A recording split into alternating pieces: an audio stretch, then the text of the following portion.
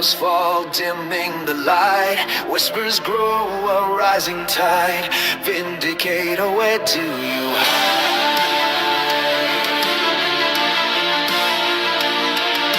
Steel is over, heart ablaze. Through smoky haze, he sets his gaze. Justice calls a burning need. A city's wounds he vows to heed. From cobbled streets to tower high, Vindicator takes to the sky. Strikes back with iron hands, defender of this promised land. Breaks the chains, sets spirits free. Vindicator for all to see.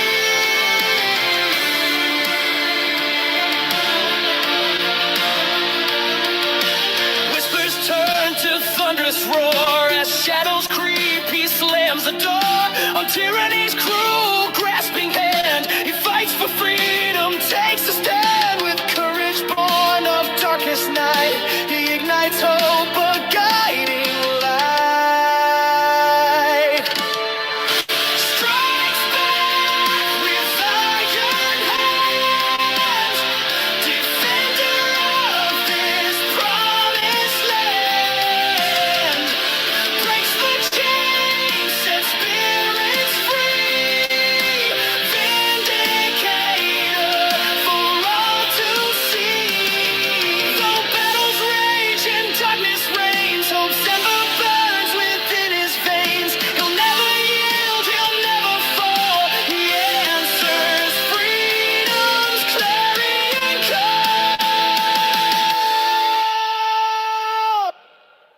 Strikes back with iron hands, defender of this promised land. Breaks the chains, sets spirits free. Vindicator for all to see. A symbol etched against the moon. Vindicator rising soon.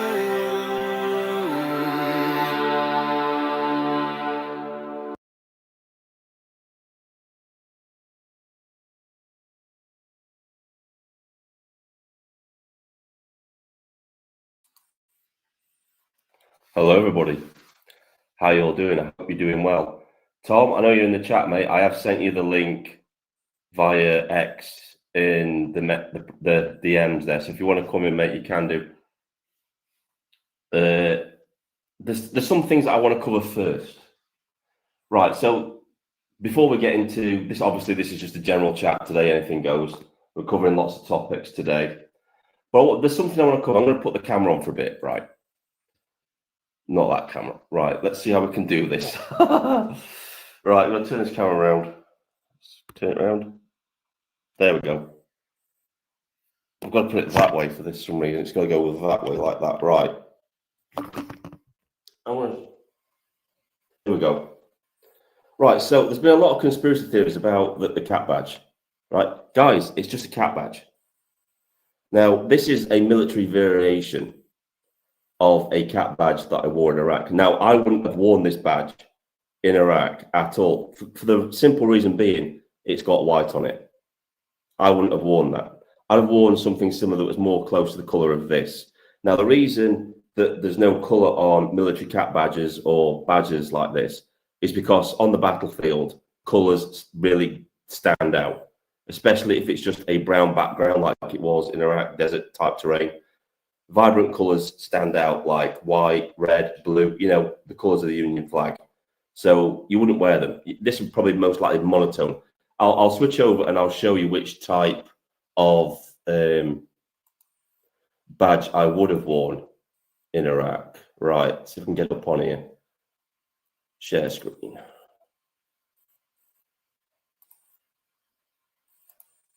So this is the type of badge I would have worn in Iraq. It would have been something like, as you can see, it's totally devoid.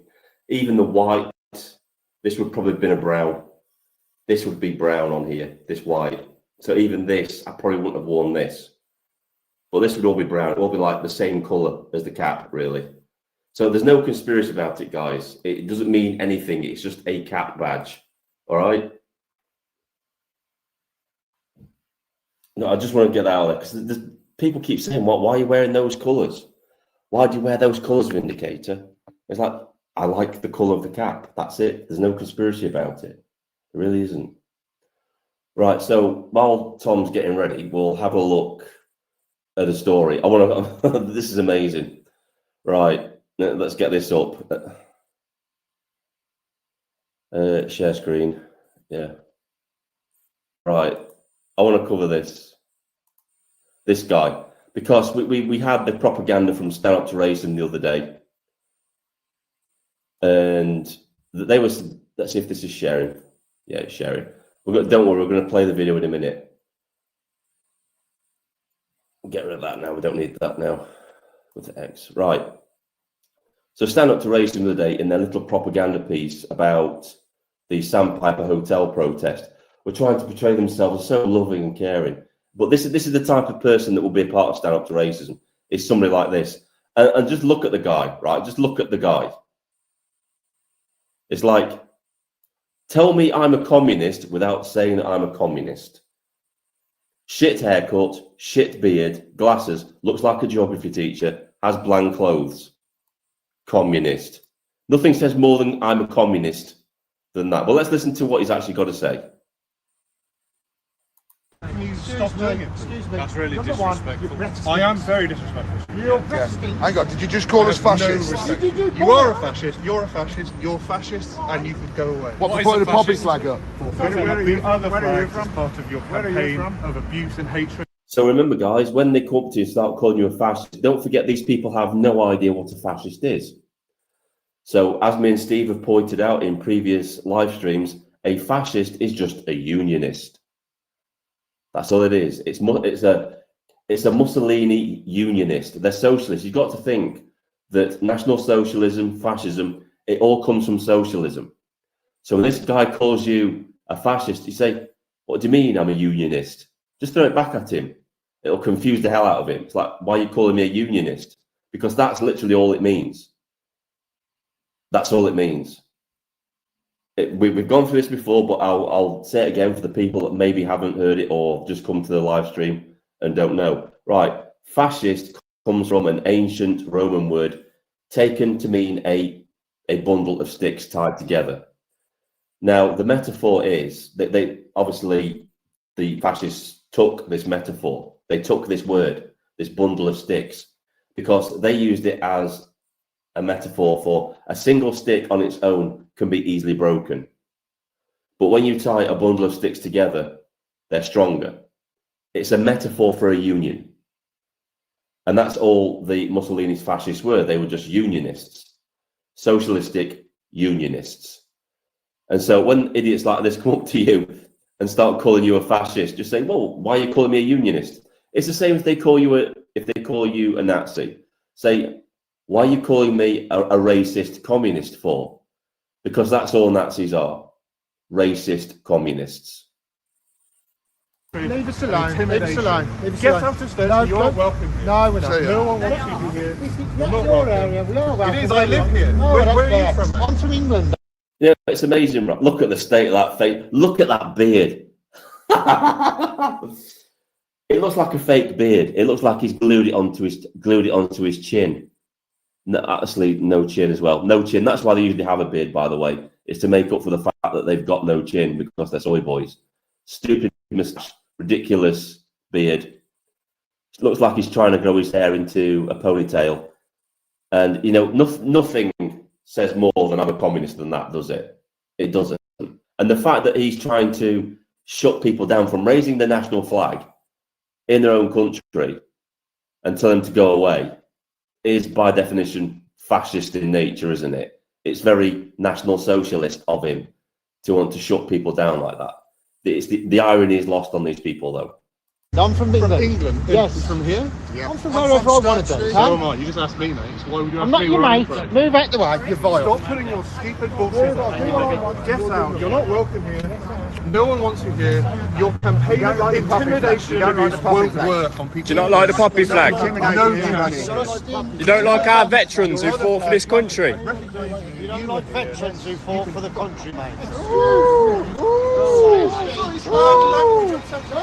Go away, mate. Move out the way. Move out the way. You're a very angry man. Don't touch me. Search your delicate sensibility with Move foul out. language, sir. Please, While just you're move away. undertaking a campaign of Please move. Can you move away from me? You're Why aren't I allowed to anti-fascist. stand You've here? come down here earlier. Why aren't I allowed to stand here? You're a cat. You've come down here. The irony is lost on this guy, isn't it? He's telling these people to move on, and then he's saying, "Why aren't I allowed to stand here?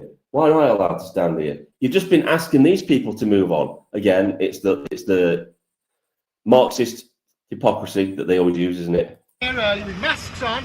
I think you've got a bladed article on you. You're one of the ones with the knife, aren't you? With the knife cutting I've these just down. finished You work. look like the guy. We've got you on Oh, camera. I see. You just We have got you on Okay, camera. you just lied. Got you, mate. We've got you. You're the one. You're the one. We've got you. You're the one. We've got you. I'd watch yourself with a bladed article on You've got a yourself. bladed article on you. You've got weapons on you I've again. got guns, mate. I've got No, guns. no. Why you got a gun? You've got that knife where you're I cutting got them down. you. You just said you I've just got an said to shoot us. AK-47. I'm going to shoot all Your of you. cat's starving around. Get on for You it. got an AK, You've got an AK-47. and you're going to shoot us. And you, oh, You're going to shoot swear me. again, Right, you'll be let's upset. move away from me. I've got Oh, an AK-47. One absolute dickhead. I've got an AK-47, I'm going to shoot you all. And he's accusing these people of being fascists. Now, what did Nazis do? What did Nazis and fascists do to people that they disagreed with? Didn't they shoot them all? Didn't they shoot them all? Just like what this idiot here is threatening to do to these people for raising the national flag in their own country. And I find it amazing as well that he keeps asking them where they're from. You know, you believe in open borders, mate. Anybody can move anywhere. So what does it matter where these people are from? It's a shame you don't ask that question of the people in the hotels. Where are these people from? What are you doing here? That's a question you should be asking them, not native Brits putting up their own national flag in their own country. Anyway, that's enough of that dickhead. Anyway, he made threats, as you can see from this come from Gobster Talks About Things. And he says he would even be able to lift, he wouldn't even be able to lift an AK, let alone shoot it. Yeah, I believe that. Soy boy, weak little arms. He's got T-Rex arms by the looks of him. Look at him. Look at his little tiny arms. Stupid little child. So this is from I Am British. This is the original post. Lefty threatens to kill patriot lads with an AK-47 for putting up British veteran flags. This needs to be condemned nationwide. We do not want a Charlie Kirk moment in this nation. Exactly. That incident has emboldened people like this because they think they can get away with it. They really do. So look at the chat.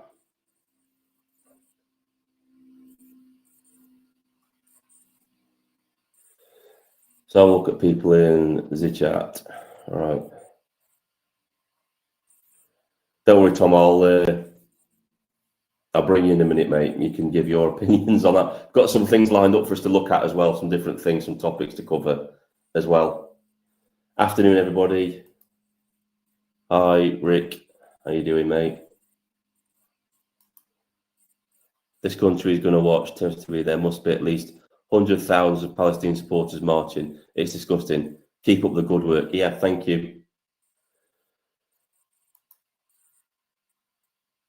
Just going to see. Just touch on this one. Left and right, religion, identity politics, they're all being used to make people like pawns on a chessboard by the globalists as they understand human psychology very well. We say no more mind games. Exactly. The thing is, this is what people don't understand. This all ends when we say end. We're the ones in charge. When we say, yeah, this ends now, it ends. It's as simple as that. Stop sharing that. Right, we'll try and bring up the, and get rid of that as well. So,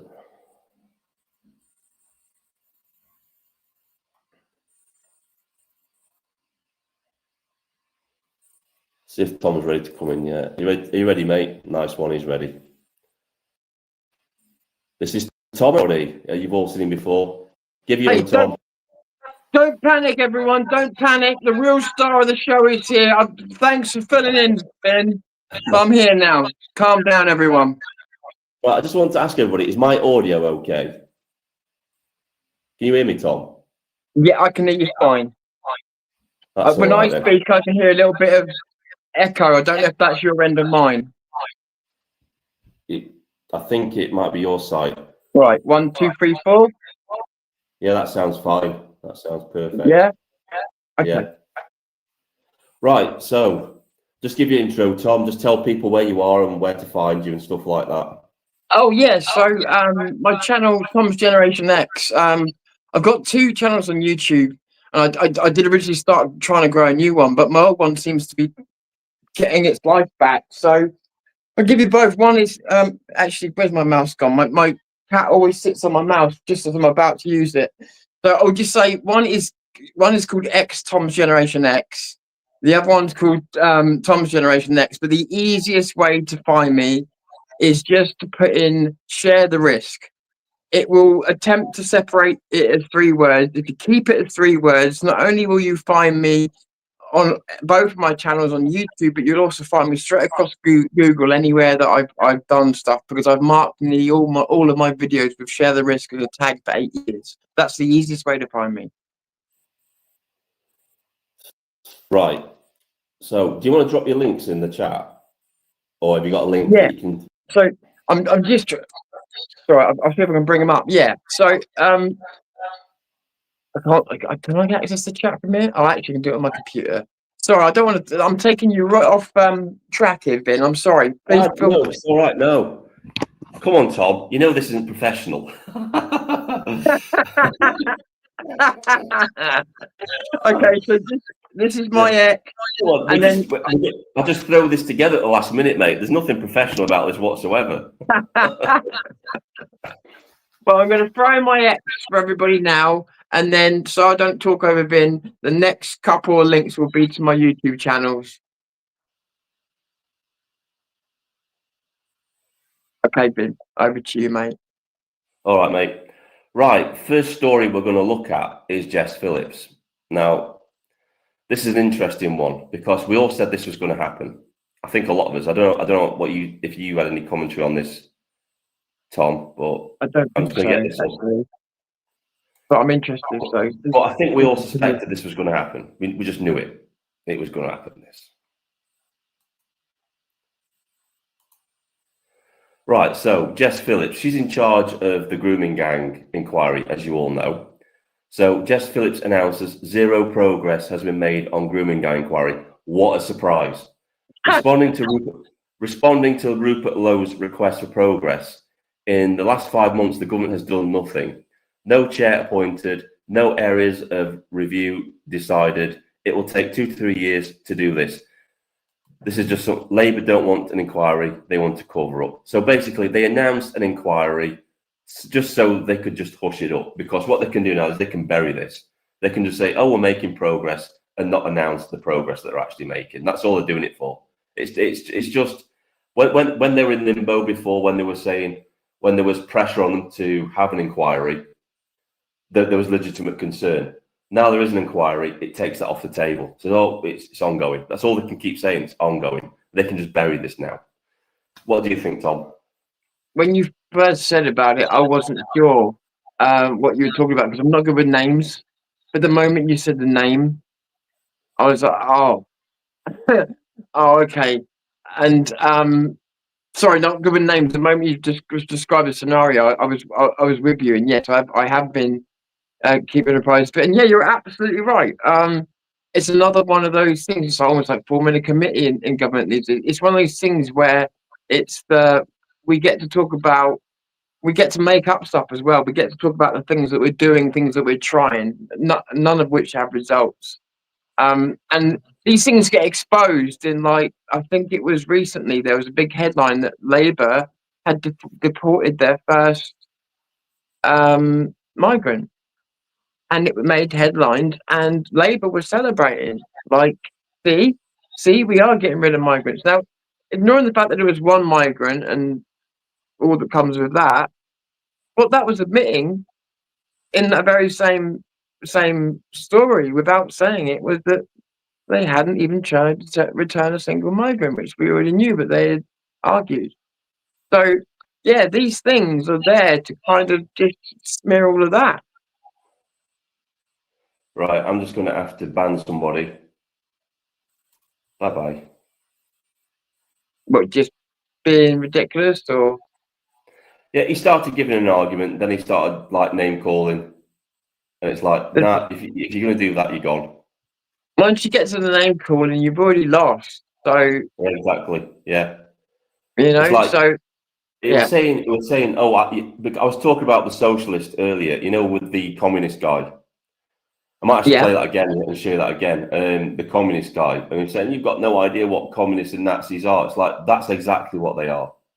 And I think it was one of the ethno-nationalists, because they take offense when we call them what they really are. They're just socialists.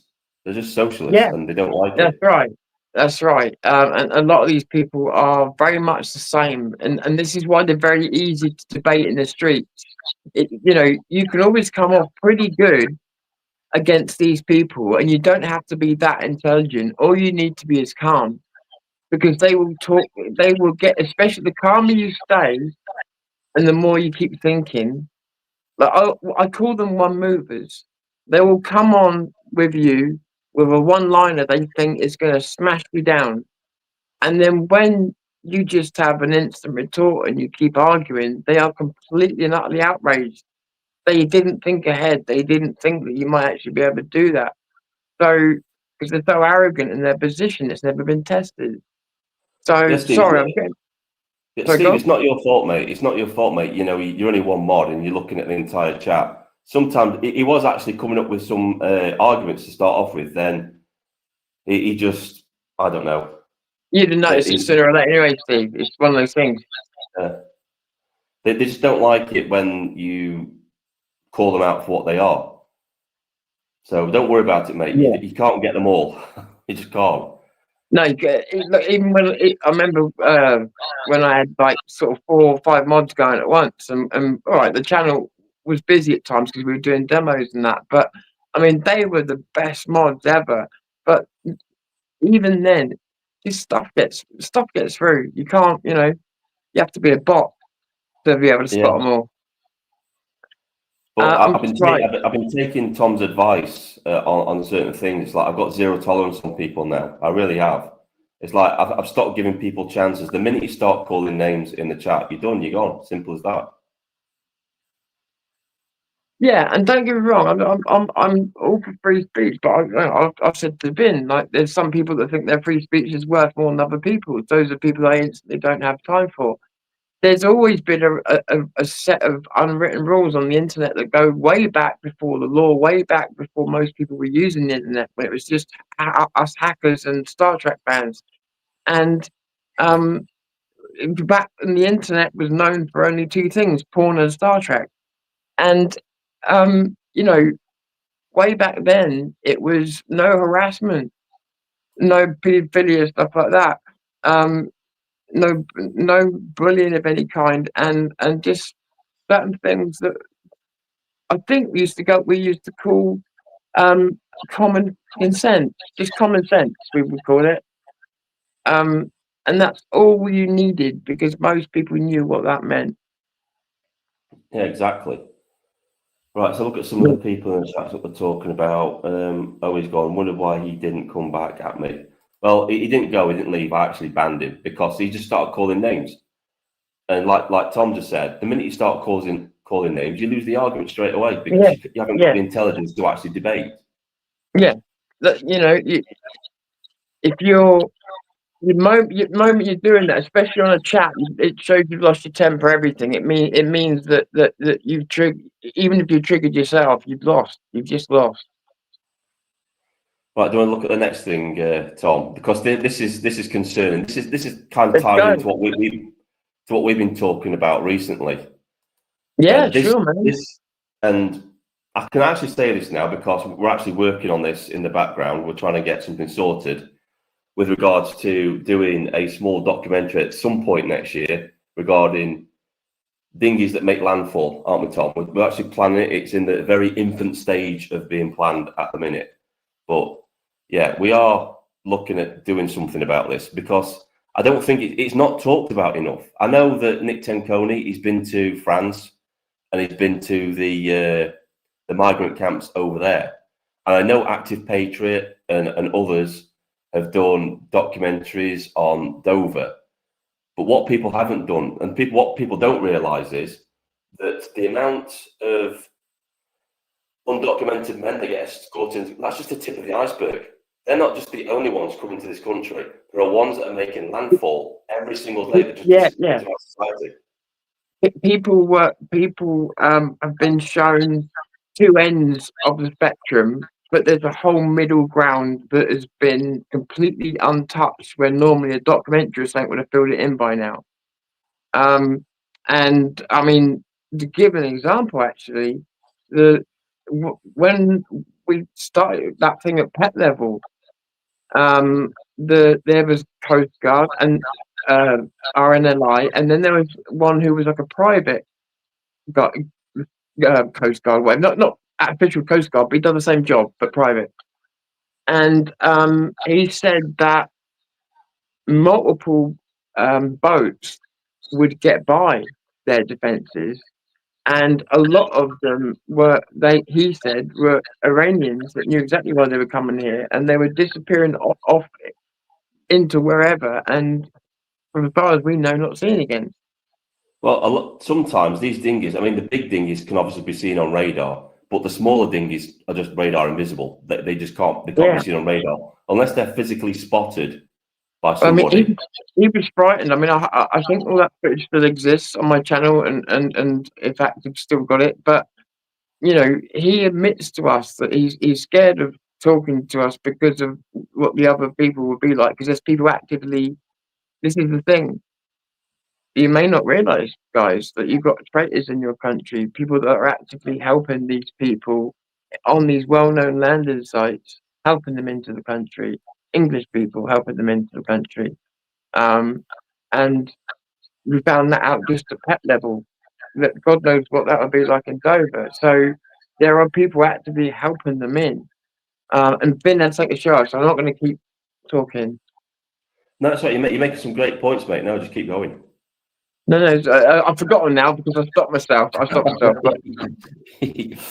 have to stop myself sometimes because otherwise I just do that. So. Right, what do you reckon, Tom? Because I don't know about GB News. I've obviously this is all brand new to me because now the channel's monetized. I've got to be careful with copyright.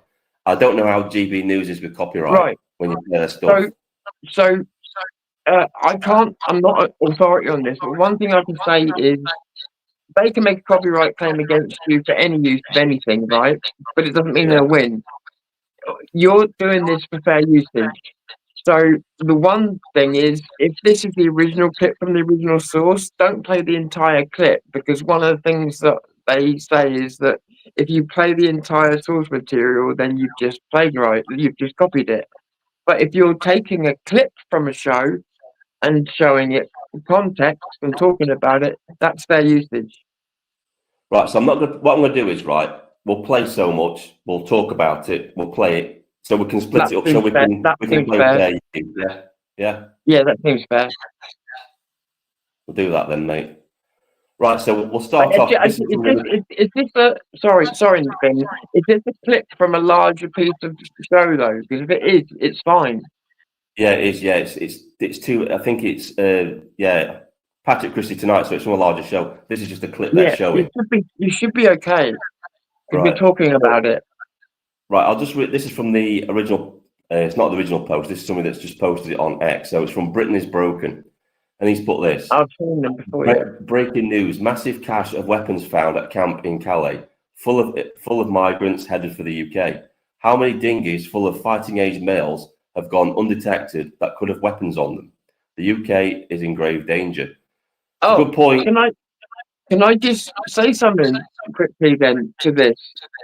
Because it's hinged right on what I've already told you.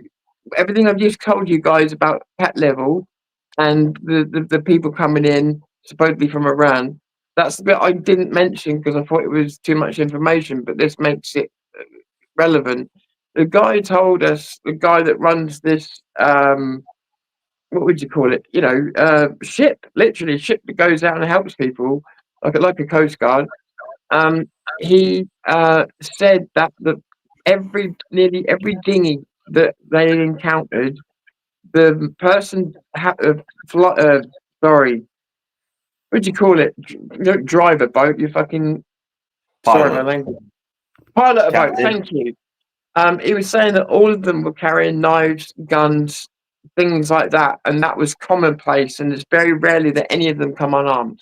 Sorry, I just put for context. Sorry for That's my all right. language, by the way, everybody. Right, we'll play it and we'll go through it. Yeah. Yeah. We start this hour with some breaking news. I can reveal that French police have just discovered a huge cache of weapons in a migrant camp near Calais. It's this camp, you might recognise it. You are a human trafficker, aren't you? Are there? Yes. Why are you bringing people in? Right, so I know I'm stopping it early on, but there's a question I need to ask, and it's like, so I was talking to people at the where was it? It wasn't the Sandpiper Hotel protest. It was the place in Chesterfield. The guy, it was James Holmes. It was one of his workers, and he was at the protest in Rotherham, where the Rotherham hotel was attempted to be burnt down. Obviously, we don't condone that. Yeah, we don't condone that. But he was saying that they were flashing knives. He says they were flashing what he could only perceive as automatic weapons at the window. Now, I did say to him at the time, now to an untrained eye, an airsoft gun can look very, very realistic. Very realistic. In fact, it's very, very hard to tell the difference between the two unless you inspect the weapon yourself, because there will be a weight difference. It will feel differently.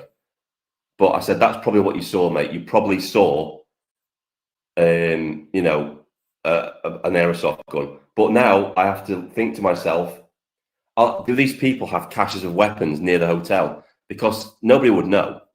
I don't think they will be in the hotel, but are they in and around the hotel? And where are these weapons being kept? I mean, we don't know, but I mean that makes all the sense in the world. I mean, one of the things. Just give me a second. Okay, yeah. So one of the things, just making sure this is okay to say. Yeah, one of the things I said to you was about me making the the Welcome to Southampton Part 2, and how it changed and how dangerous it was. And part of it was that part of the thing that we were going to look into. I wasn't going to say anything, but you've said it now. But was weapons caches, and we believe that.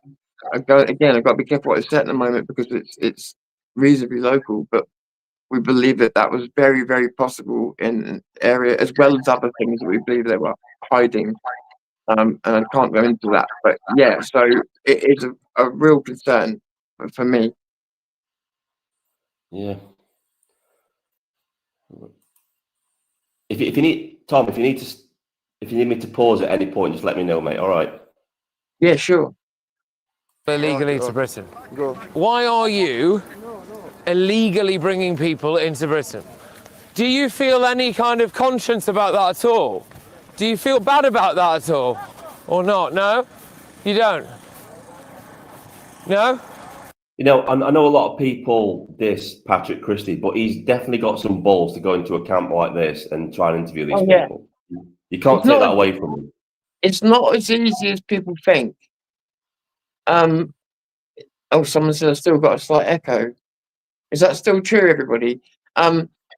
It's not as easy as people think, because especially when, maybe not so much in this situation, but I've come across situations where you're facing people who are being polite, which is an Englishman's weakness, and they're very, very polite people, and yet they're harboring a terrible secret, and it isn't as easy as you think, unless you like confrontation.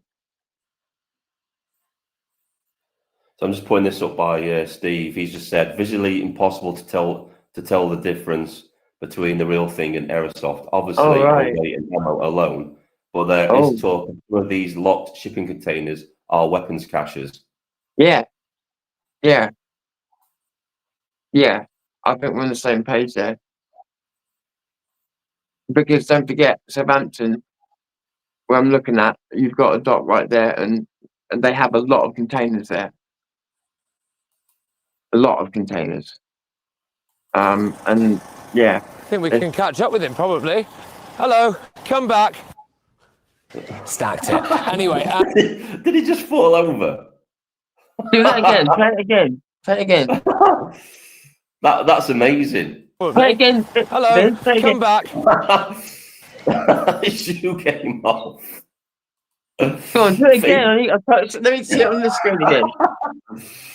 That's amazing. Hello, come back.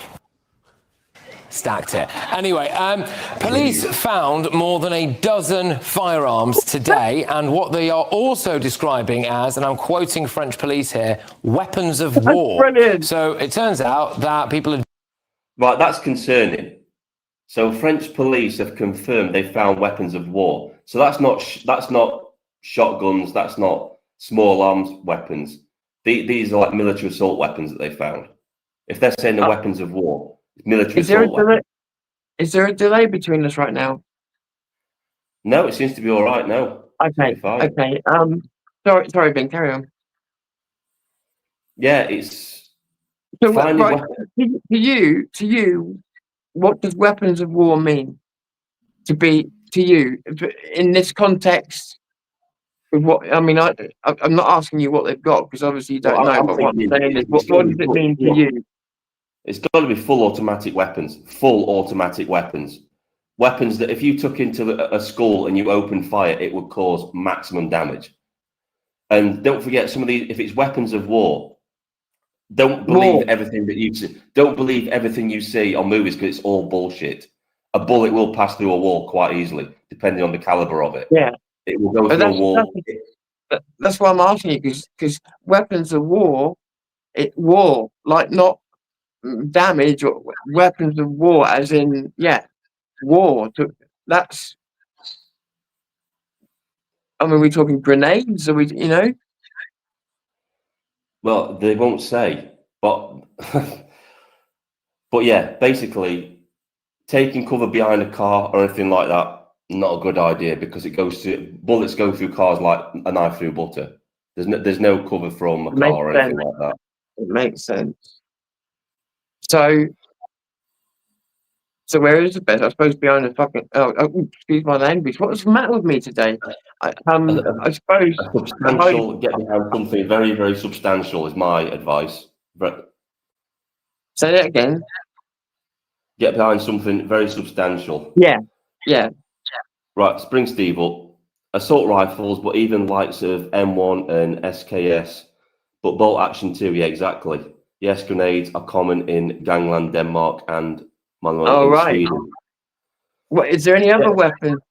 Yeah, if you remember, Tom, Sweden was the grenade attack of the world at one point. Yeah, that's right. What about that? Is it Sweden where like 8% of their crime is migrants? Yeah. It's like Colin said here, Babs. It could be anything. Yeah, it could be. Babs, isn't Babs? Are you the old Babs that used to call my channel all the time? I can't remember. There's a lot of new people coming to the channel. I can't remember. I think Babs, didn't you do a collab with Tom at some point? Sure, you did. Your documentary, Tom. Wasn't Babs involved in it with you? There were. Yeah, Babs was involved in the big part actually in the Welcome to Southampton. And she played I would say an integral role in that what do you call it? Sorry, documentary.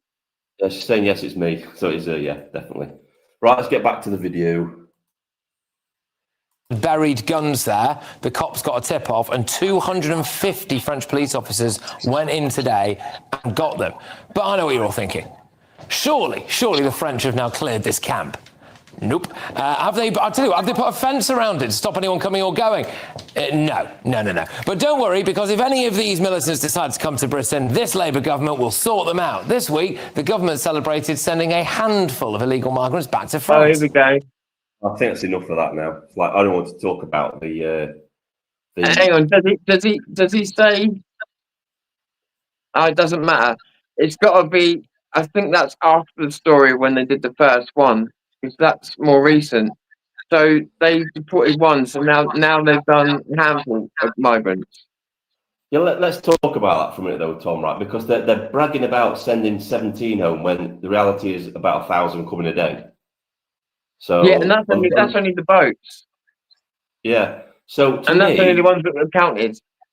yeah. So to me, Tom, right, this would make more sense. Why not just send the ones coming straight back? Send them straight back. I agree. Listen, I agree. Because the thing is, right? I'll be honest with you. As a lot of people will say, "Oh, human rights." There is no human right if you go out. If I go out tomorrow and walk out into the sea as far as I can, there's no human right that for someone to come and save me. People would feel obliged to, but it would be on me. And where I'm going with this is, unfortunately, the distance between us and France is too close. Otherwise, I would just say, let them sink out at sea and they'll just stop. But unfortunately, we can't do that because they're too close. So the only other thing is, yeah, as as you said, we have a navy. Blockade. Do whatever you have to do. Look at this as an attack, even if you want to look at it as an economic attack. Whatever kind of if an attack you have to brand it as to make it more palatable for you, then fine. But enable your military to do its job and protect the invasion that's happening. Protect us from the invasion that's happening. Right, I'm just going to cover this comment from was it Mr. Mark? Right. So I've got an interesting story here. So a few years back, cartels in Mexico were found to have been using weapons that were sent to Ukraine by Britain, by America. So it's quite obviously they were being sold on the black market. There's a lot of weapons now on the market floating around that are being sold on from the Ukraine. So this is probably where they're getting them all from.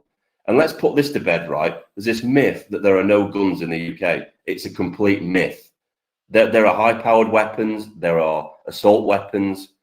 I know because I have people in Sheffield that have been fired upon at nightclubs because there's a lot of gangland stuff going on there. There are guns in the UK. Yeah, Just because yeah. we have strict gun laws only apply to people that obey the law. Criminals don't give a shit about the law, so they have illegal weapons. Yeah, and the people that I've ever met, which is few, that have had weapons, most of the cases they were just much better at keeping it a secret than a lot of people are, and that's why you don't hear about it.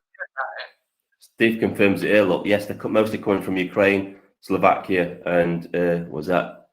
Can't even pronounce that one. Can you imagine that last one, Tom? What the hell is that? Czechia. It looks like Czechia, but I don't know. Yeah, that's a good one. Right, let's have a look at some other stories then. Oh, this is a great one. This is about white guilt. This is an excellent one. Have you seen this one, Steve? Tom, keep calling you Steve for some reason. Right, here we go. Right. Go on. Right, so this lady here with the blonde hair apologizes for saying born and bred in the area that she's in. She apologizes for it. But we'll play it and you can see it play out. It's amazing. This is how they've made people. This is what woke ideology has done to people and affected their brains. Because they automatically feel guilt for saying certain things when it's why are you feeling guilty for that? But I'll play it. It's an eye-opener. Trying my hardest to bring community cohesion. I've been overwhelmed with the contacts I've had from people within Falkirk. And, you know, there is a true unrest and it's scary. It's scary as a local resident, somebody who's born and bred here. I shouldn't have said that. Well, Yeah. do you see why this is people Yeah. sometimes think that Yeah. reform are very much against having people That just here? came out. It just came out. What is wrong with saying that you are born and bred in the area you're from? What? And she's a reformed councillor. I don't know what just happened there. I don't know what just happened there. Walk me through this. Why did she react like that to her own words? Right, what watch did this. you say? What did Right, you say so that I'll was just go wrong? through the story. I'll just go through the story for you, so you've got the context right. Breaking, and this is the amazing thing, right? Because somebody put a complaint in about her What? saying this, and she's now being investigated by the police for saying that. For saying what? For saying what? Just listen to this. Breaking, councillor reported to the police for saying she was born and bred in Falkirk. I wish I was joking. We live in a police state. 22-page police dossier filed for offensive remarks. She will now be questioned by the police. Read the full complaint below. Let's have a look. Let's have a look at it, shall we? When people said to you years ago that you need to be careful because about the idea of legalizing hate speech and everything else, because they said the very people that would define hate speech would be the people you don't want to, and they can define any word or any action as hate. Bang. All right. This is the full story, right? So this is from Basil the Great. I'll just enlarge that a bit. I'm defeated. Sorry, go on. Right. Yeah. Right. Yeah, I know. I've seen them on X. Yeah. The complaint claims that Mackie Brown's born and bred comment could be considered insulting to asylum seekers by implying their lesser legitimacy.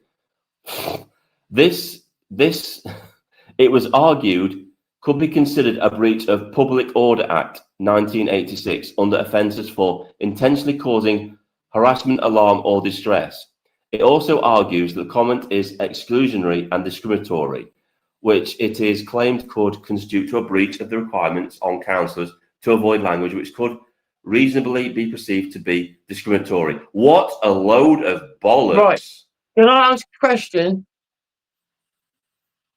If you go back to that interview, you don't have to, but if you were to, if you go back to that interview and and you play that back again, if she'd been like us and she was saying it not as a political statement or anything else, if she had just said, "Oh, I was born, I'm blah blah blah, I'm born and bred," and carried on with the interview and not raised an eyebrow, do you think the other person do you think any of this would be happening? No, because she was showing strength. She was showing strength. But, and why is this that, one? But why not is that. she? Right, why is this interviewer, this supposedly independent journalist, a journalist who's supposed to be impartial and everything, why does she start condescending to this woman? I agree. She said that thing. I agree totally. But the thing of it is that she was shocked at herself in the first place. There's nothing wrong with saying I'm born and bred somewhere. It doesn't mean that you're claiming a superiority over anybody else. And I'm surprised she thought of that, because had I watched that, she should have held her guns, because if she hadn't raised an eyebrow, I wouldn't have done. I wouldn't have even noticed she said it. I know this is probably crazy. going to piss some people off as well. But this is why I've made all those videos very critical of the Reform Party. Lots of people have said that you become what you take on board. And the Reform Party has taken in too many Labour councillors, too many Tories, too many Tory wets, and they've become what they were supposed to fight against, unfortunately. Bing, can we talk about this? Because me and you have talked before about the woke right, about how there are parts of the right that have been infected from years of abuse and everything else. They've been infected by the left. And I've been trying to find examples.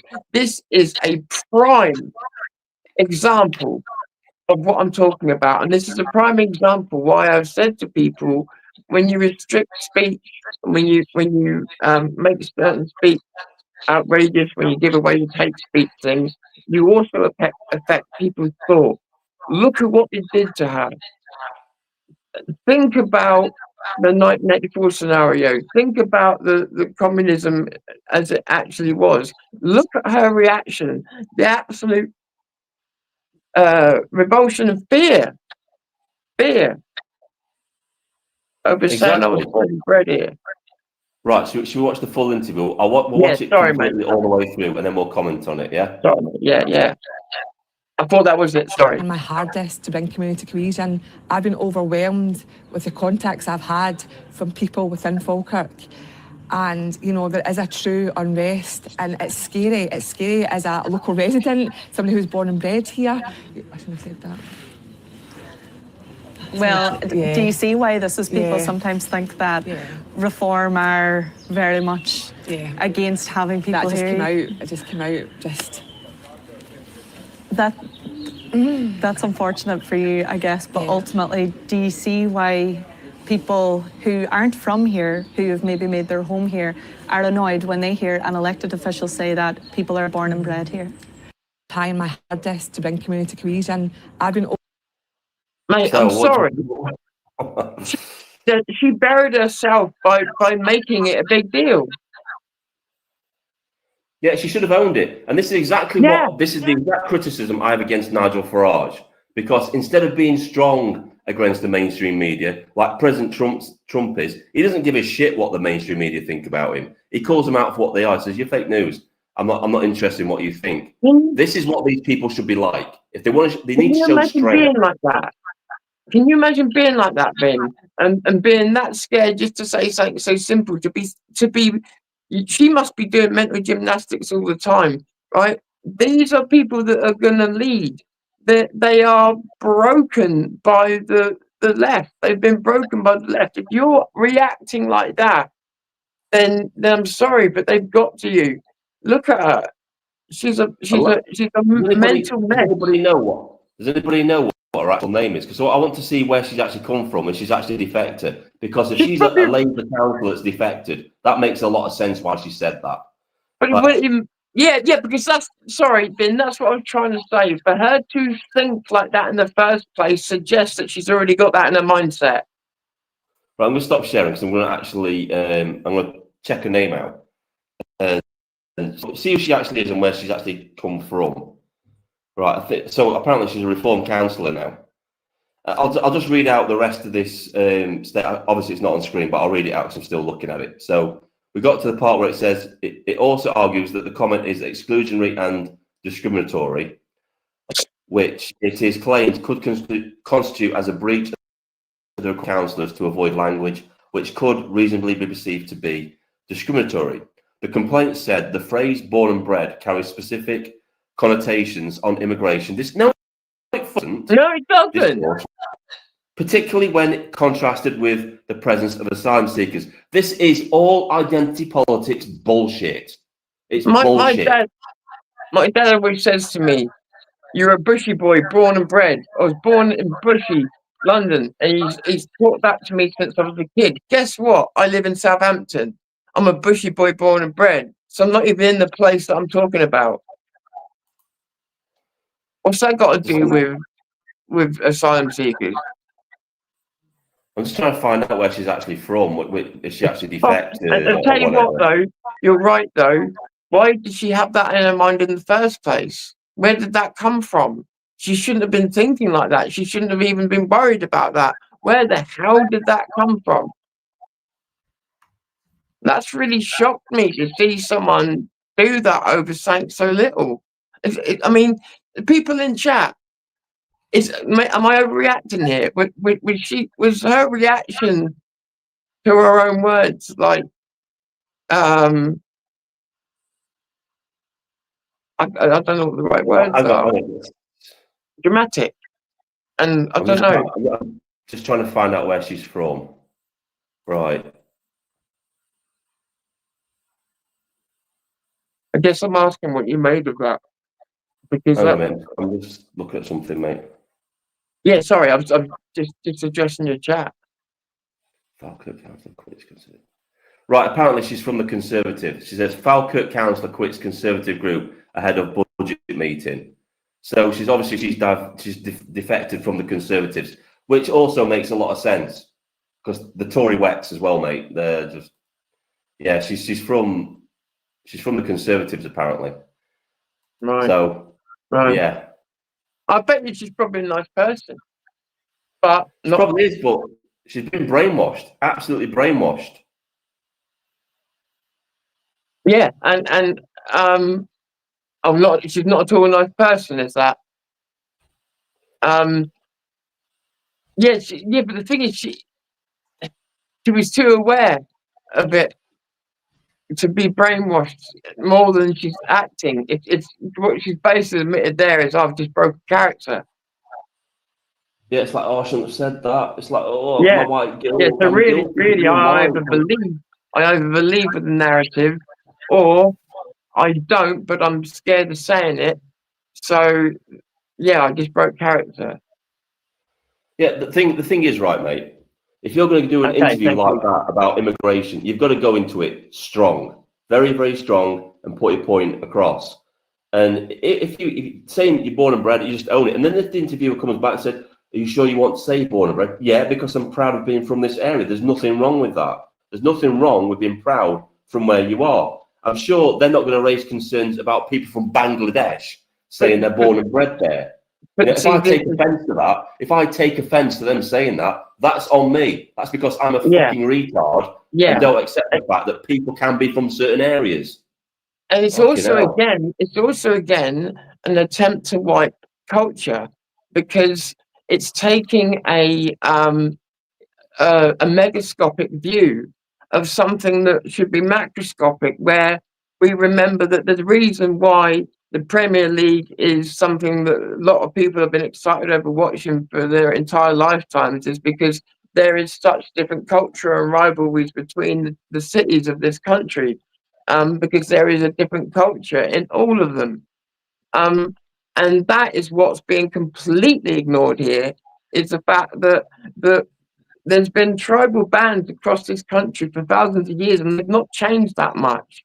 And we have cultures in each of these cities, and it's been ignored. And that is an example of it. And that is more bigoted in so many ways, and more racist in so many ways than anything we've ever said or done. Sorry, but No, I totally agree, mate. You know what? I wish people would just stop apologising for who they are or having to explain, oh, I shouldn't have said that because I might upset. Who gives a shit?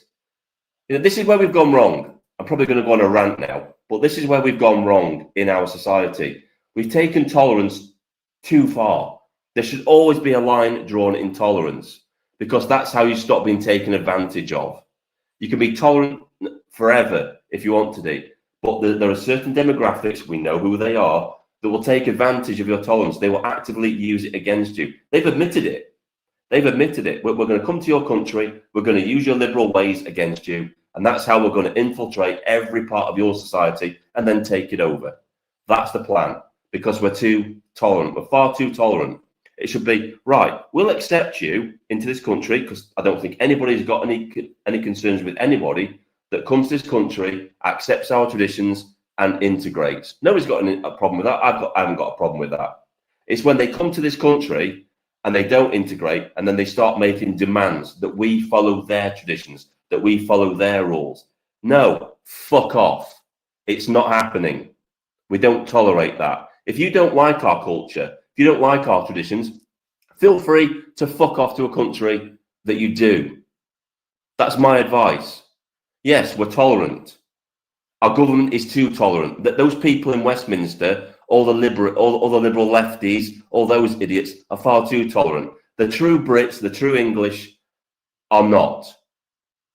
We're not tolerant of that. We're just not. We're just not. They don't represent us, Tom. They don't. I don't know what I'm about to read here, but 5 months ago, I wrote something down about tolerance and just remembered it. So, do you mind? No, go on, mate. You go. Go for it. I think it's not going to be work of art, but obviously tolerance is a nice idea why it lasted. Maybe it was a luxury. Maybe it was real, but got corrupted, or maybe it was just wishful thinking. I don't know. But tolerance has created some ridiculous situation. For instance, tolerating those who come to our country, don't tolerate us and thus treat us badly, don't tolerate our religion or laws, and in our own country, we have to be tolerant of the intolerant invaders. Same as people at home here in the UK. The so-called liberals are liberal unless you disagree, but to disagree with their intolerance is considered intolerant. How has it come to this madness? I think it's time that we said yes to some intolerance, for example, to those who would come here to hurt us, to those that would use a fist to silence a voice. for those that would twist genders for nefarious means, for those that would seek to replace us, for a government that blatantly hates us. I could go on. That was sorry, I remembered it. You know. No, totally all right, mate. Totally all right. Right. Moving on. I'm just going to try and find it. Yeah, here we go. Right. So this is going to be an interesting one for you as well, Tom. I'm going to try and see if I can find that other one first as well. Where is that? Of course, there's some interesting stuff going on with the digital ID, mate. Very interesting stuff. Yeah, I haven't been keeping up to date, I must admit. I have to find it on here. Sorry, chat. Obviously, this isn't professional. Expect nothing less than I'm joking. I'm joking. Is that a bit better camera angle, isn't it? Yeah. I think you're going to find this one interesting, Tom. I really think you will. Right, yeah, this is it. Right, so I'll share screen again in a minute. Right, so you're going to find this interesting because our government is saying we're going to protect society. We're going to bring in digital ID. Everybody's going to be a lot safer when we bring this in. But we all know it isn't. It's going to be a digital fucking prison. But we all know what that means. But just watch this, Tom. You're going to love this because I want to get your reaction to this. This is amazing. Go on, right. Go on. Right. So breaking digital ID system hacked twice. Government test to secure the system failed. Testers breached it twice. Once detected, once completely unnoticed until hackers revealed it. This is insane. A massive cyber attack could steal everyone's personal data in one sweep. What do you reckon to that, Tom? Until hackers revealed it. That's very important. Hackers hack for the sake of showing you, and they laugh at you, and they make fun of you. And if they didn't do that, you wouldn't even know they'd been in there. So imagine the possibilities. Imagine the possibilities when, you know, these are people that are confessing to their crimes and are happy about it because, you know, but imagine what other people could do with the same technology. And I'll be honest, in a sentence, I'm not even a sentence, in a line, I'm not surprised. Right, so in the first instance, because this is a difference that actually it's actually on here, but in the first instance, the first time it got hacked, they covered it up and they got rid of all the people involved that did the testing. They got rid of them all and covered it up. And then they tested it a second time and they didn't even detect it until the hackers told them that they'd been hacked. And this is the people we're putting in charge of our security, of our personal information. It's scary. Agree. And I mean, you know, Vin, I mean, I've been hacked once, and that was due to a drop of security on my part, which I completely messed up and didn't take all of the appropriate precautions after knowing that I was most likely hacked, and paid a price for it. And it was a brain fart. The rest of the time that I've been computing, I've never been hacked. The only time I have is when I dropped the ball and knew that I did. Right, so this is the other story. It was covering the same thing, but it was Basil the Great, this one. So he said this digital ID system has already been hacked twice. They know of. A test team said it was hacked earlier this year. Government response was to disband the team and hush it up. It was hacked again and no one noticed until they were informed by the hackers. Disaster incoming. So there's another side to the story as well.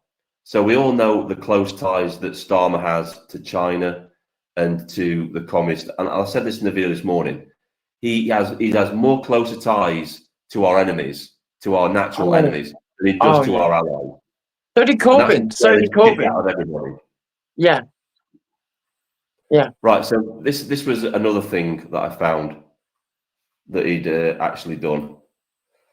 So we'll get out of that. Because this is the important part. Because this is the real reason why they want all this data on us. right? Go on. I'll share screen again. Just want to get your reaction on this again. Sure, yeah.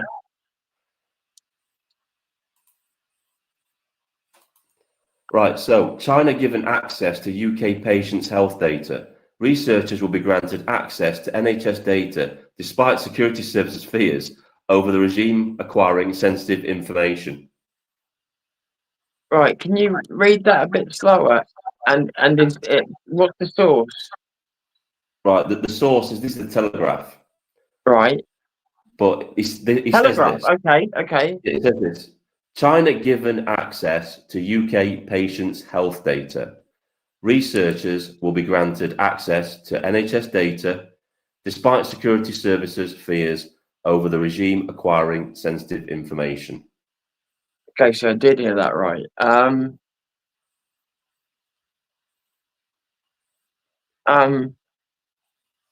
I don't know what to say, Now, really. I mean, doesn't it all speak for for itself? me, it's like what medical information is being passed to them? Is this DNA based information? Because that would scare me, because we know that certain countries have been working on DNA based pathogens, biological warfare that target certain people in society. That's It's been not just going that. on. We put ourselves back 10 years with our phone network and broadband network so that the Chinese couldn't get access to our information. Yeah. That's how seriously we took it. And then, yeah, this doesn't make, you know. I'm going to probably say probably not controversial. I don't trust the Starmer regime whatsoever. I don't trust the fact that they gave permission for a massive super embassy to be built in London. That to me is a massive warning sign what is going on there. And we know about the World Economic Forum, their ties to Communist China. They've already said that China is the model that they want to pursue for the rest of the world. Yeah. And remember, so Starmer's like trying to cause war and be friends with Ukraine, whilst at the same time he is friends with every single one of Putin's enemies that it is politically acceptable to be, and more. Yeah, and apparently, right, this Chinese embassy that's being built in London, they've stated that they won't be allowed to see the plans. They won't be allowed to see the plans at the embassy. So that says to me it's going to be a massive intelligence gathering centre. That's what that is going to be. It's not going to be an embassy. That's an intelligence centre they're building in the centre of London to monitor this country. That's what it is. And they've got allies in Starmer because Starmer is a communist. No matter what anybody says, Starmer is a communist. There was controversy about him turning up in spy files because he was in Czechoslovakia during the Soviet Union, saying that he'd actually been trained up as a KGB spy. This and guy I don't think you have to explain yourself now when saying that, because I think that his actions prove everything. Like probably worse than most people thought. Yeah, you got to think, right, that Starmer is basically the same as Corbyn. You know, Corbyn knows all the same people. Starmer knows all the same people that Corbyn knows. Those circles. I think though Corbyn would have done things differently. As much as I said having Corbyn in power would be the worst thing I could possibly imagine, and then Starmer came along, and I realised one thing: Corbyn would probably ruin the country.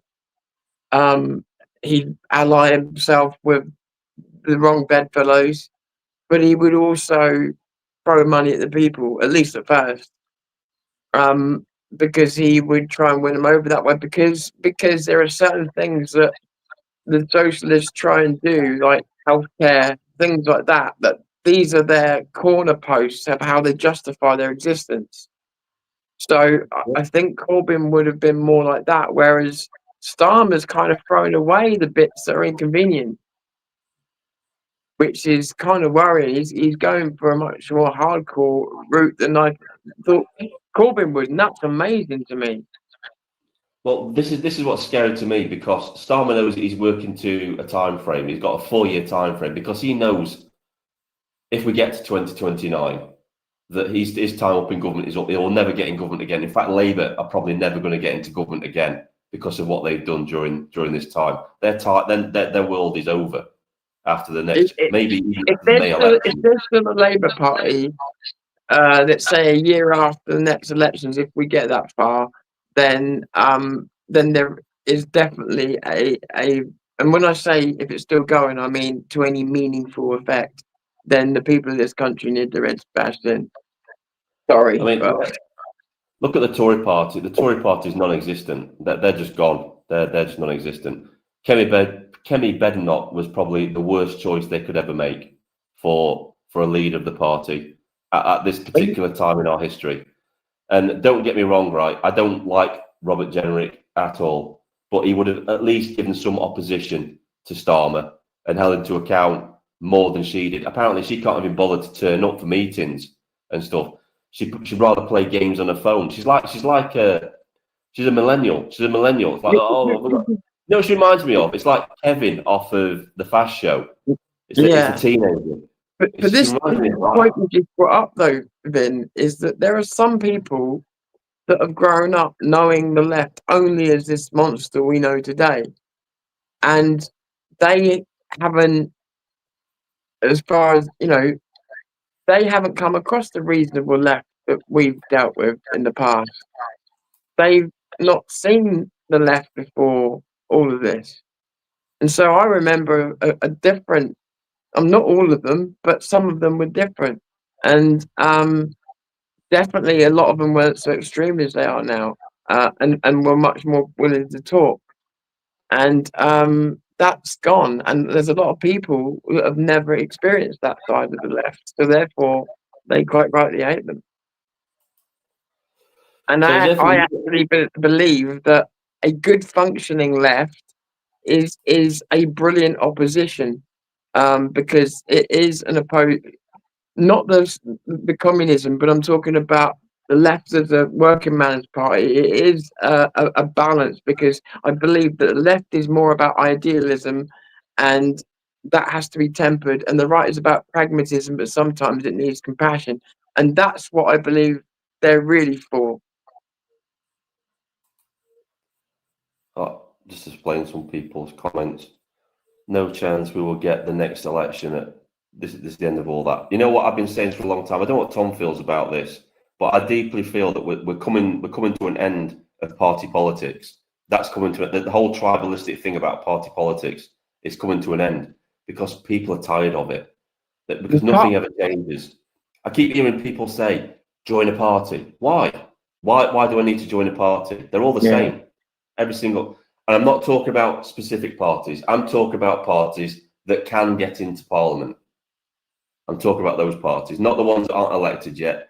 Those show some promise. There is some promise there. Like Nick Tenconi, we've got proper leaders up and coming. They just can't get a break and break through the mainstream because of our system that's in place. The first past the post is brutal, absolutely brutal to new parties. It is. It's designed to keep the status quo. That's what that is. Oh, yeah. I don't like it. I don't like it at all. Right, the damage. Yeah, go on, Tom. Yeah. No, go on. What was you going to say? Yeah, I'm going to say, is there anything you want to talk about? Is there anything you want to bring up in the live stream that you specifically want to talk about? My memory goes when you put me on the spot, but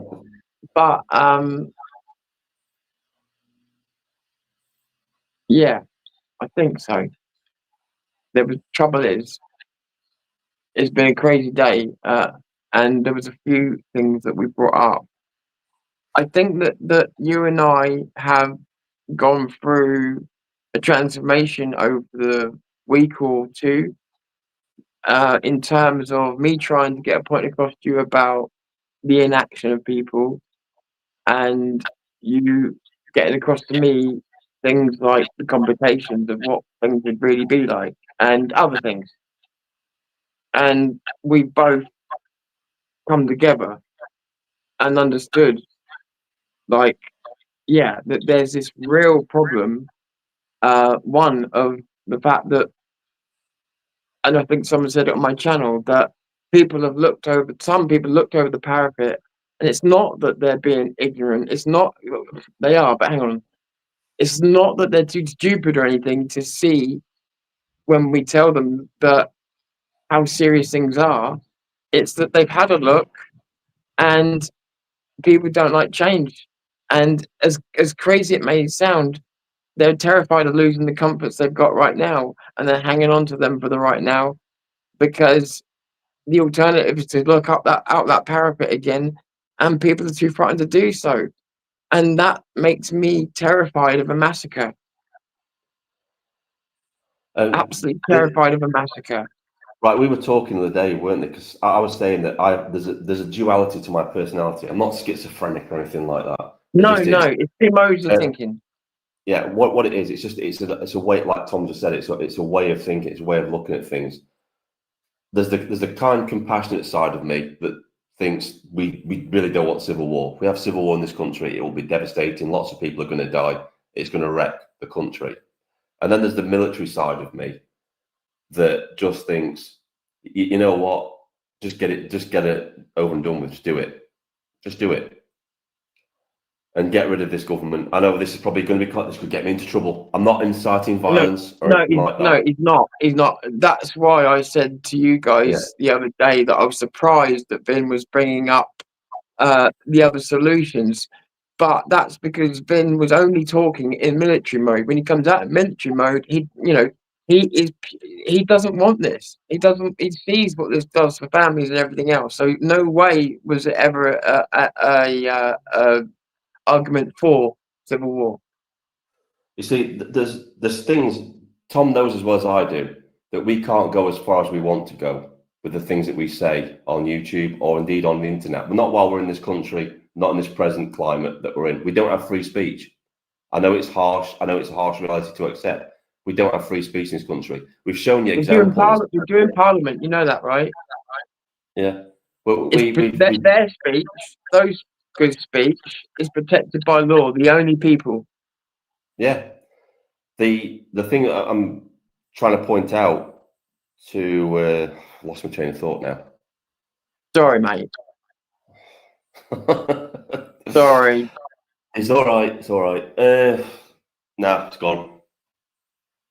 Hang on. What was you just you?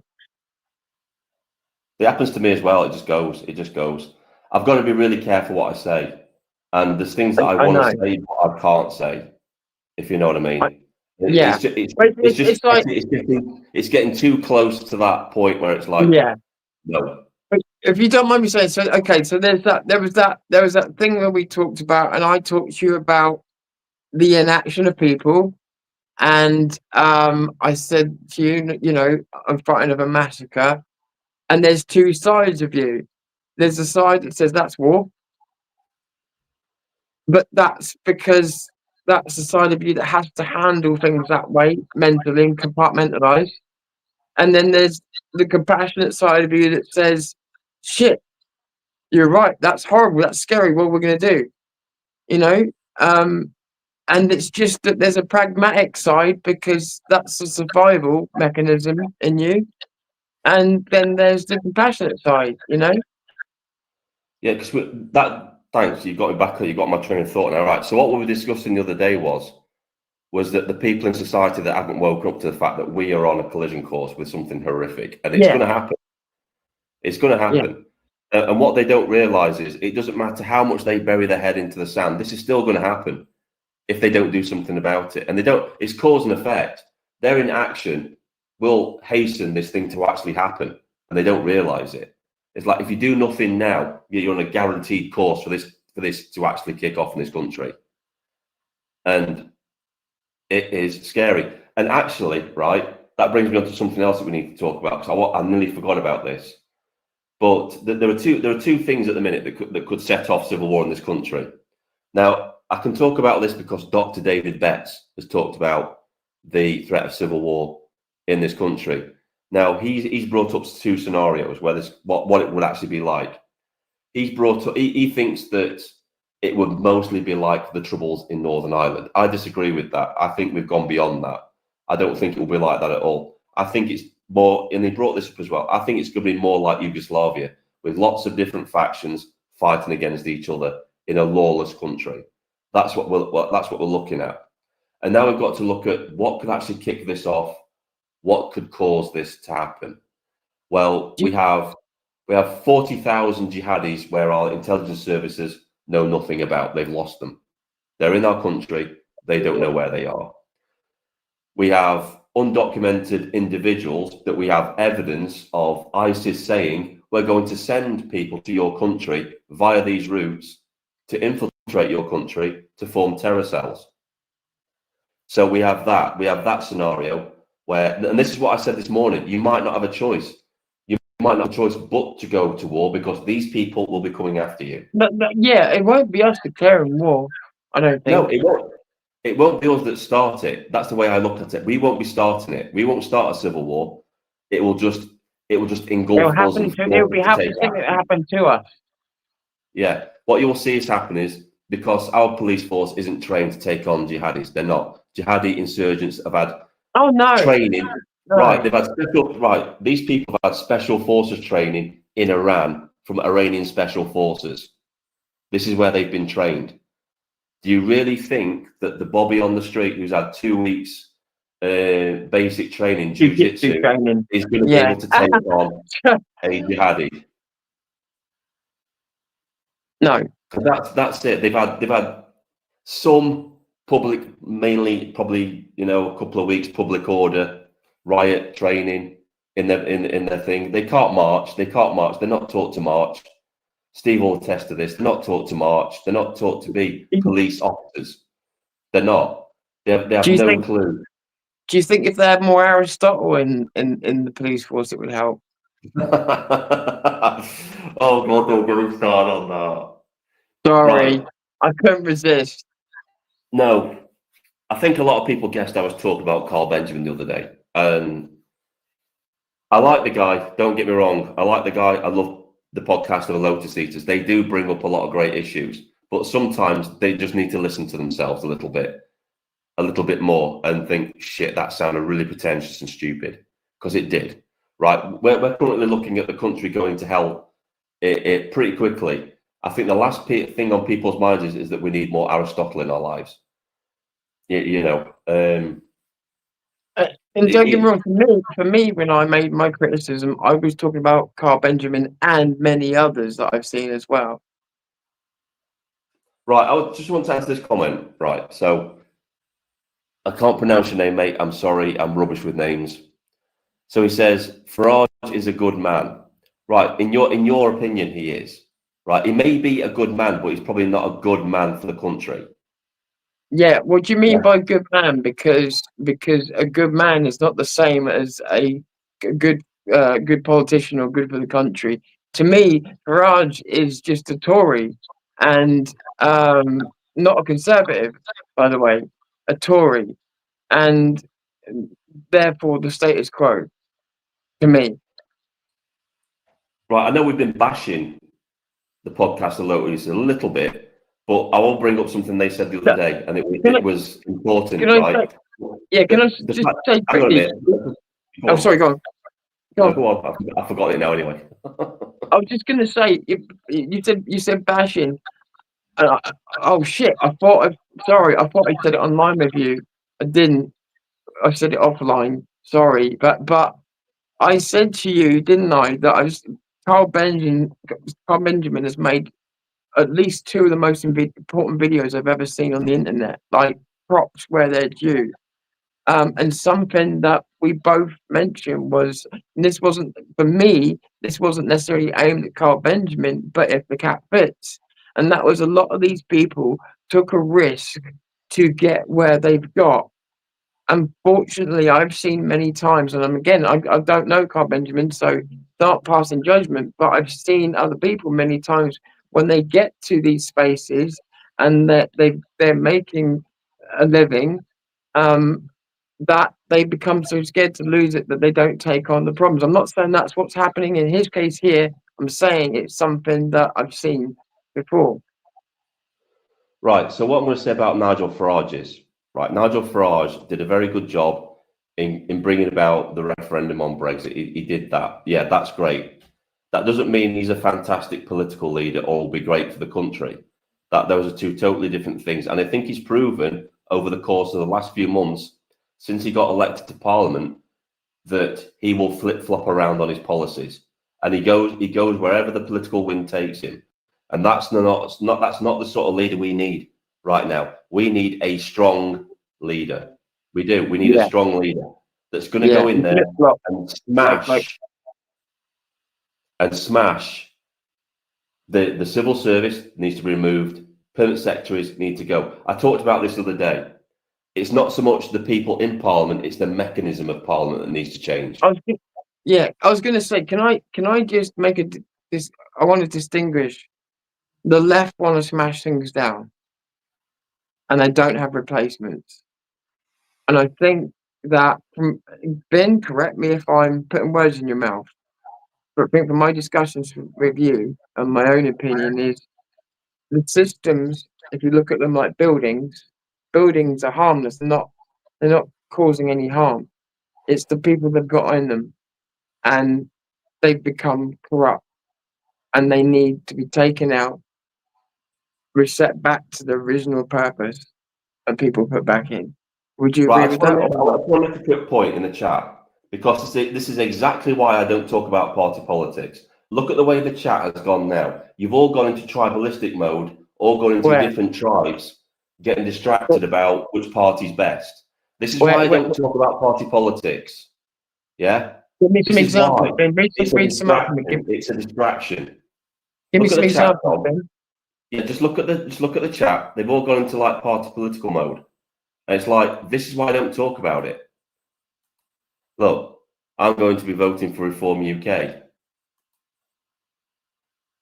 Nigel Farage must be next Prime Minister. Must be.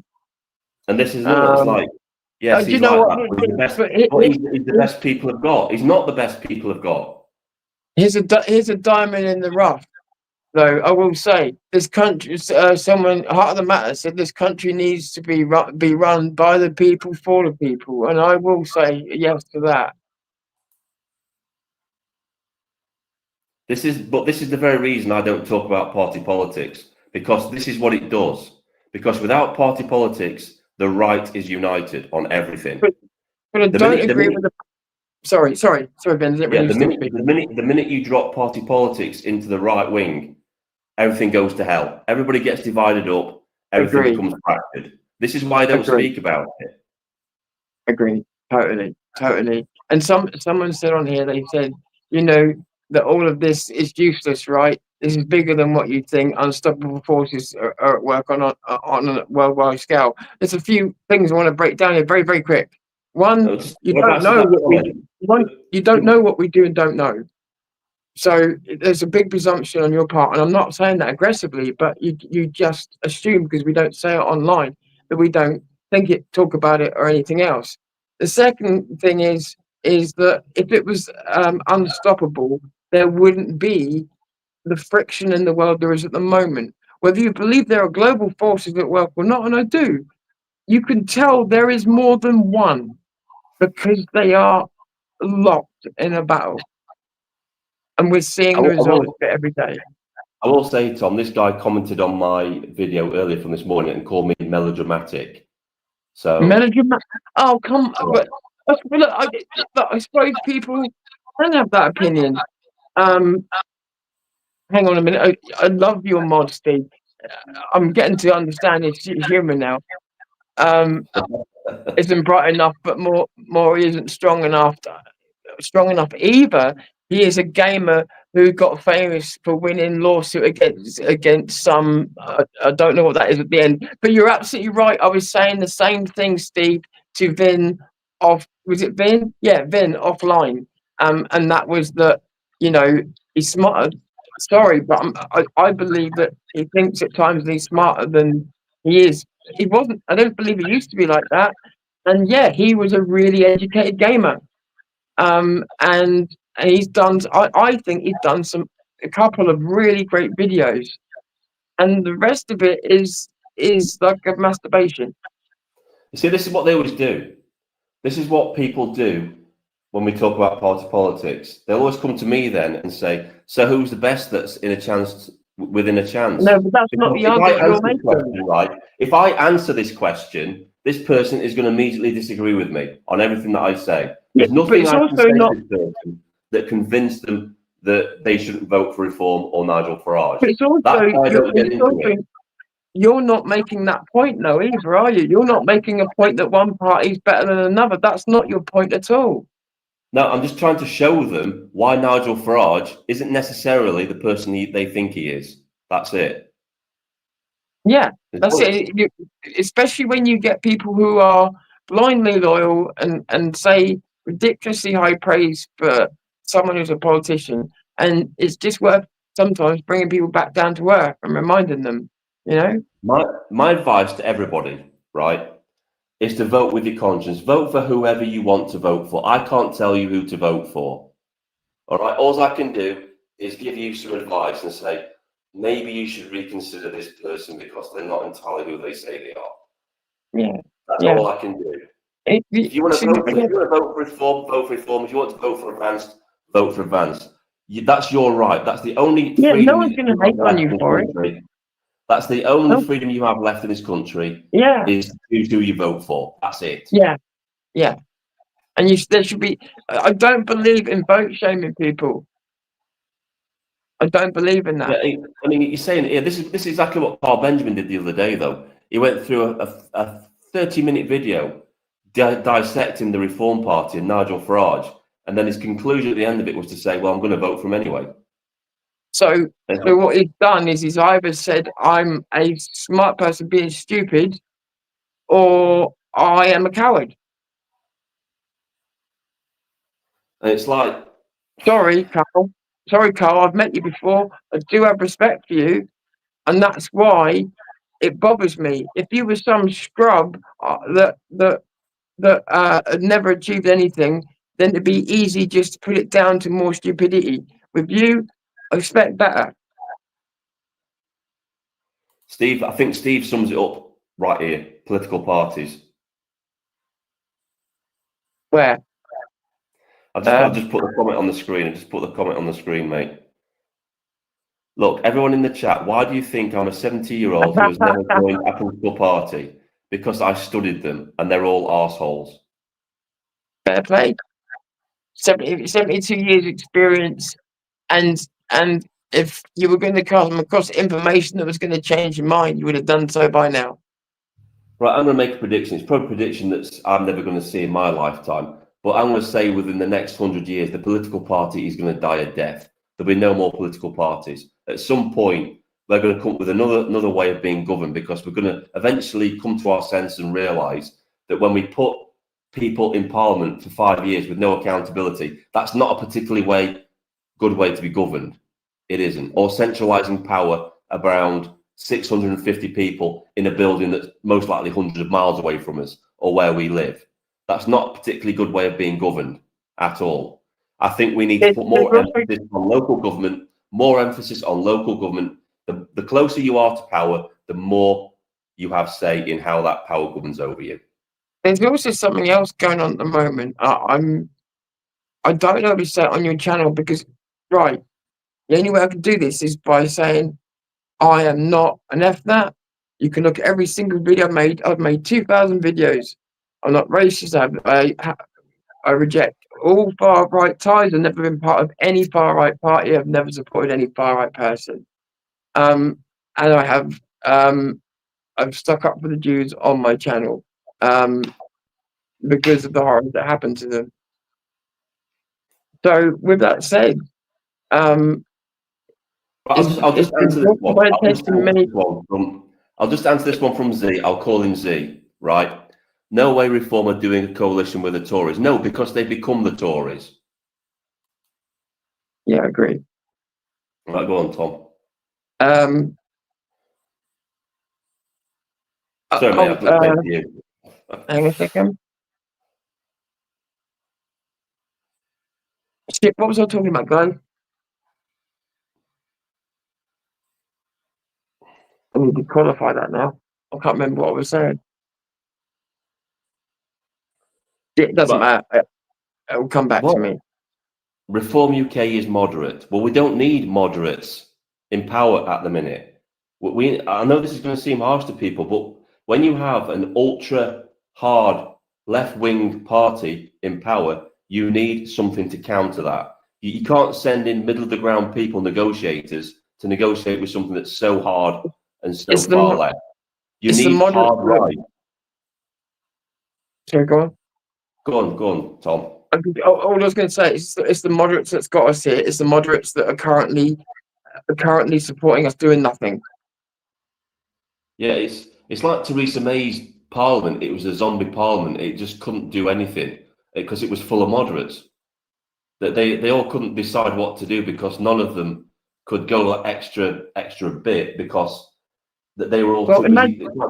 It's like we're talking about earlier with tolerance. Imagine this, right? When the whole political compass is being moved around like this, and you're still sticking to the same values, you're not realizing you're not on the scale of that compass anymore. And these people are trying to be moderate, and like me and Vin have said, you've only got a couple of options left on the table. So then the only thing you can be is reasonable, same as being moderate in their eyes. It's not, but so you pick the most reasonable thing on the table. They're not doing that. They're trying to keep high-minded morals and values that just don't work for the situation. And again, I believe is kind of moral cowardice. Right, I'm going to address this as well. England is doomed, whatever happens. No, it's not. That's the sort of thing we can't allow to have, Martin. Definitely not. Right. So let's look. You're saying England is doomed. I remember what it was. Ben, I remember what it was. It was to say that we have a problem with Saudi money quietening down a lot of people at the moment. Big people with big names. And that is obvious to everybody. What doesn't seem so obvious to everybody is that there is also a lot of people being silenced by Israeli money, and a lot of big names that are being invited over there are also being quieted down as well. That's the part of what I was going to say that people won't find so comfortable. Yeah, I just want to point this out as well because a lot of people have accused me of being a Zionist. Right, so I want to point this out. Come right, I can stand with the Israeli people without being on board with the Israeli government because they're just as bad as any other government.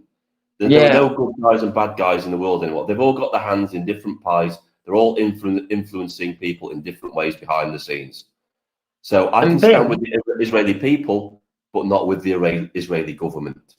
And Vin, how did you stack up in your list of priorities? Honestly, like, are you the same as me where, yeah, you talk about it and it matters, but at the same time, it's Britain, you know? Yeah, this is why I don't talk about international politics that much, because my main concern is this country, what's going on here. That's what's important. That's what's important to me, right? I know this might piss a lot of people off, but I wish people would stop bringing their foreign wars here and fighting their foreign wars on my country's land. Yes. Stop doing that. Yeah, they are. But then again, like it's like the Civil War thing, right? Let's be honest. They want a civil war. They have done nothing to avoid it and everything to invite it. They want us to fight. And that's even more reason why I would rather do a shutdown. Because I don't like the idea I'm doing what they want us to do. And I believe they want a civil war. They're absolutely going out of the way to provoke it. You know what, Tom, right. Do you want to come in? Do you want to come in? I'll invite Stefan in. You can come in yourself as well. And you can both have a chat in the actual live stream and have a discussion about this. And we'll join in as well. We'll moderate the discussion. You can both have a chat in the live stream. Yeah, if you're both up for that. I'll drop the link in the chat. And you can come in and have a chat. Keep it civil. I know you both will. Keep it civil. This is what this channel's about. It's about encouraging debate. I've said it this morning. My videos are a stepping off point for a larger discussion. That's what they are. It's so when you go in the comments and you see somebody with an idea that you don't like, debate them. That's what I want. Debate them. That's how we get things solved. That's how different ideas come out. Yeah, right.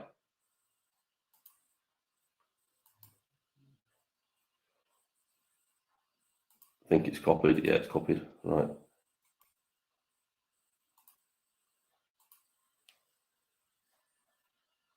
Right, I've just dropped the link in the chat. So Stefan and yourself, Z Hussein, I'll call you Z Hussein, sorry about that. If you want to come in, have a discussion with each other, be my guest. And we can all have a discussion together, because that's what it's all about. Yeah. Where it should Right. be. I'm not up for that. Okay, fair enough. But why aren't That's you all up for right. that? That's all right. You don't have to be. You don't have to be to have an opinion. You don't have to debate. I don't. The reason I say that so quickly is I don't want anybody to shame him for that, because that's fine. But I will call bullshit on this. You're saying you're not up for debate right now, but you're having a debate in the comment section in the chat. That's true. Yeah. That's true. That's true. If you don't like being on camera, say so. But he's got a point, a big point. You've been debating for the last, I don't know how long, but you have been.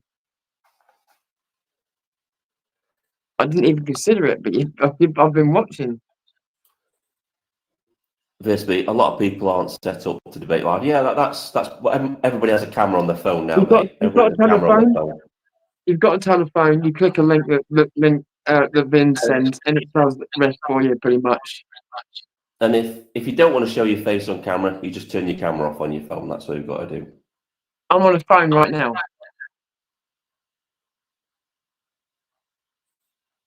That's why the only downside, that's what I will say, is sometimes I don't hear them talking or there's a delay, but other than that, it's fine.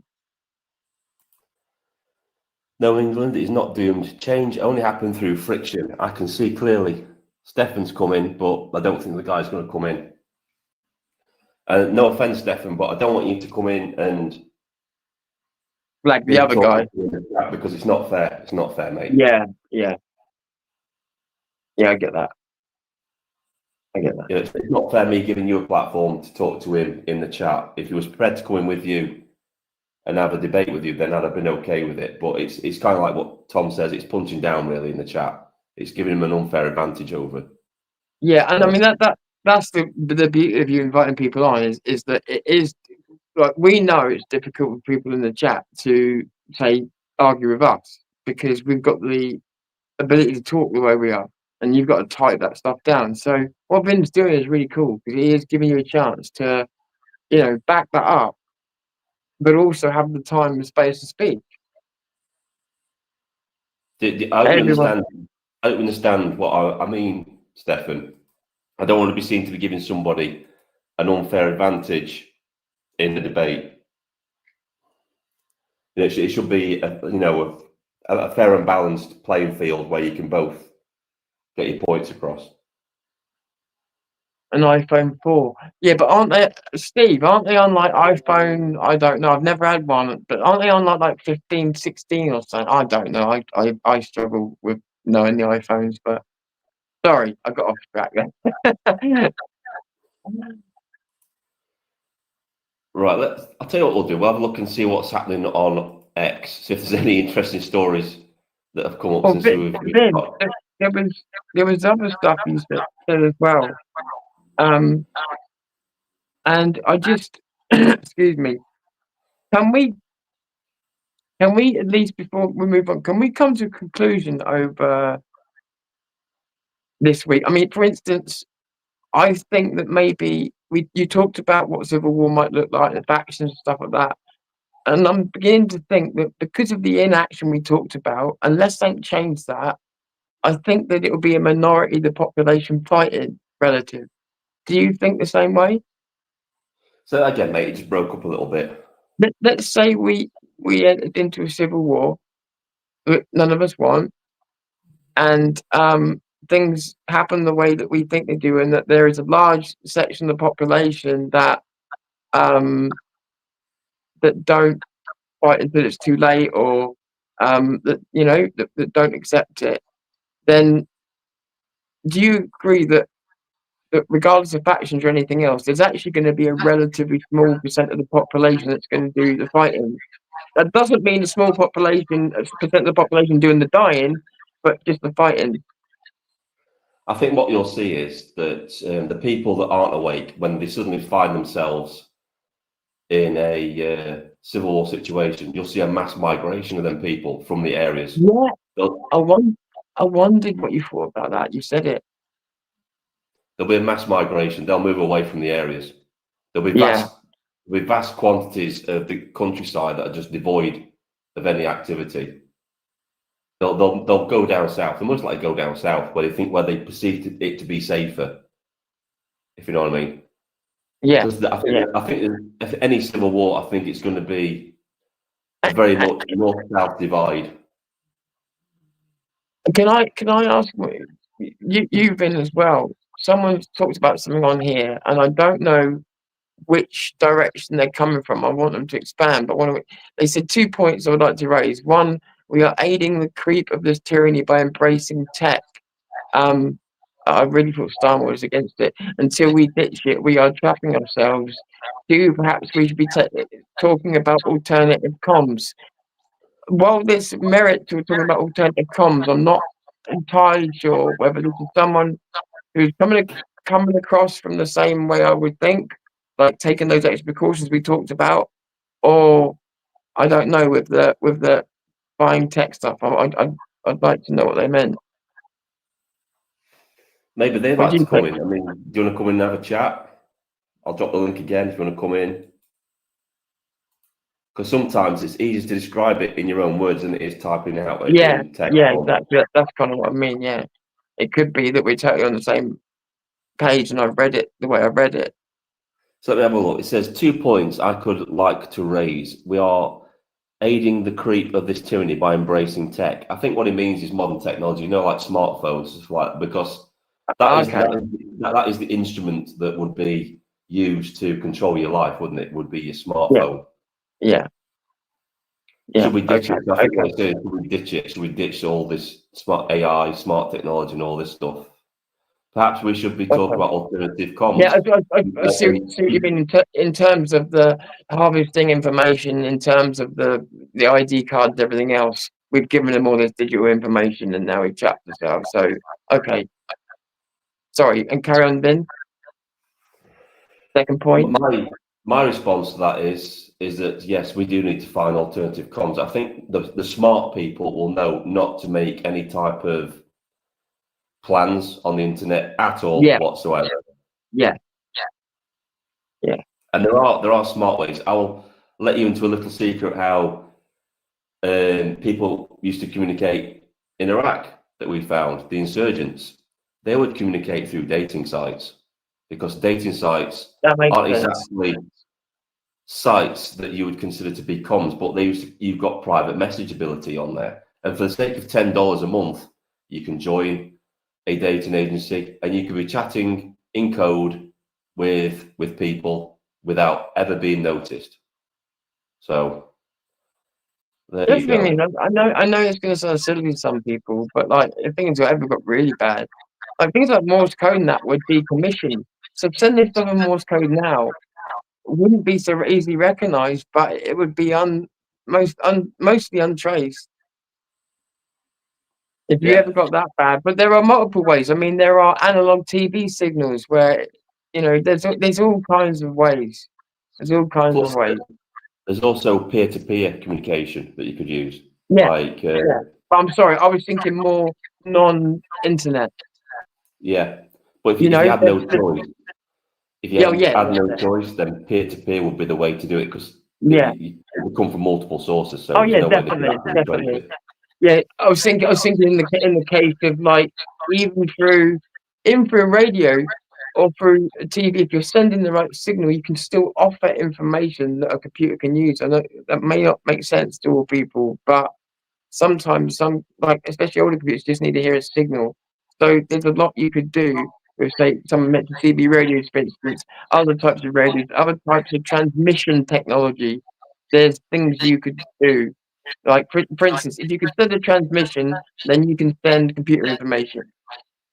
Yeah. The trouble with CB radios is they're not secure. They're not No, I didn't mean scrambled. CD radios for the computer information. I was talking about more a Yeah. specific Code type. based. You know? Code based. Yeah. Do a similar thing. Do a similar thing like they used to do in radio broadcast during World War II. They would send coded messages through radio broadcasts. Yeah, exactly. That sort of And I thing. think that's a great idea. The way you said about embedding it as well, I think that is something that people need to do.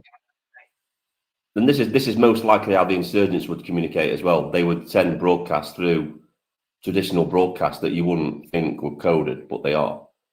It can't be traced if you sat in a Faraday cage, by the way, Stefan. And I know that may sound like I'm being facetious or sarcastic, but I mean, if you really don't want to be traced, then you've got a Faraday bag that you can carry around that makes sure that your phone cannot send a signal out, cannot get a signal in.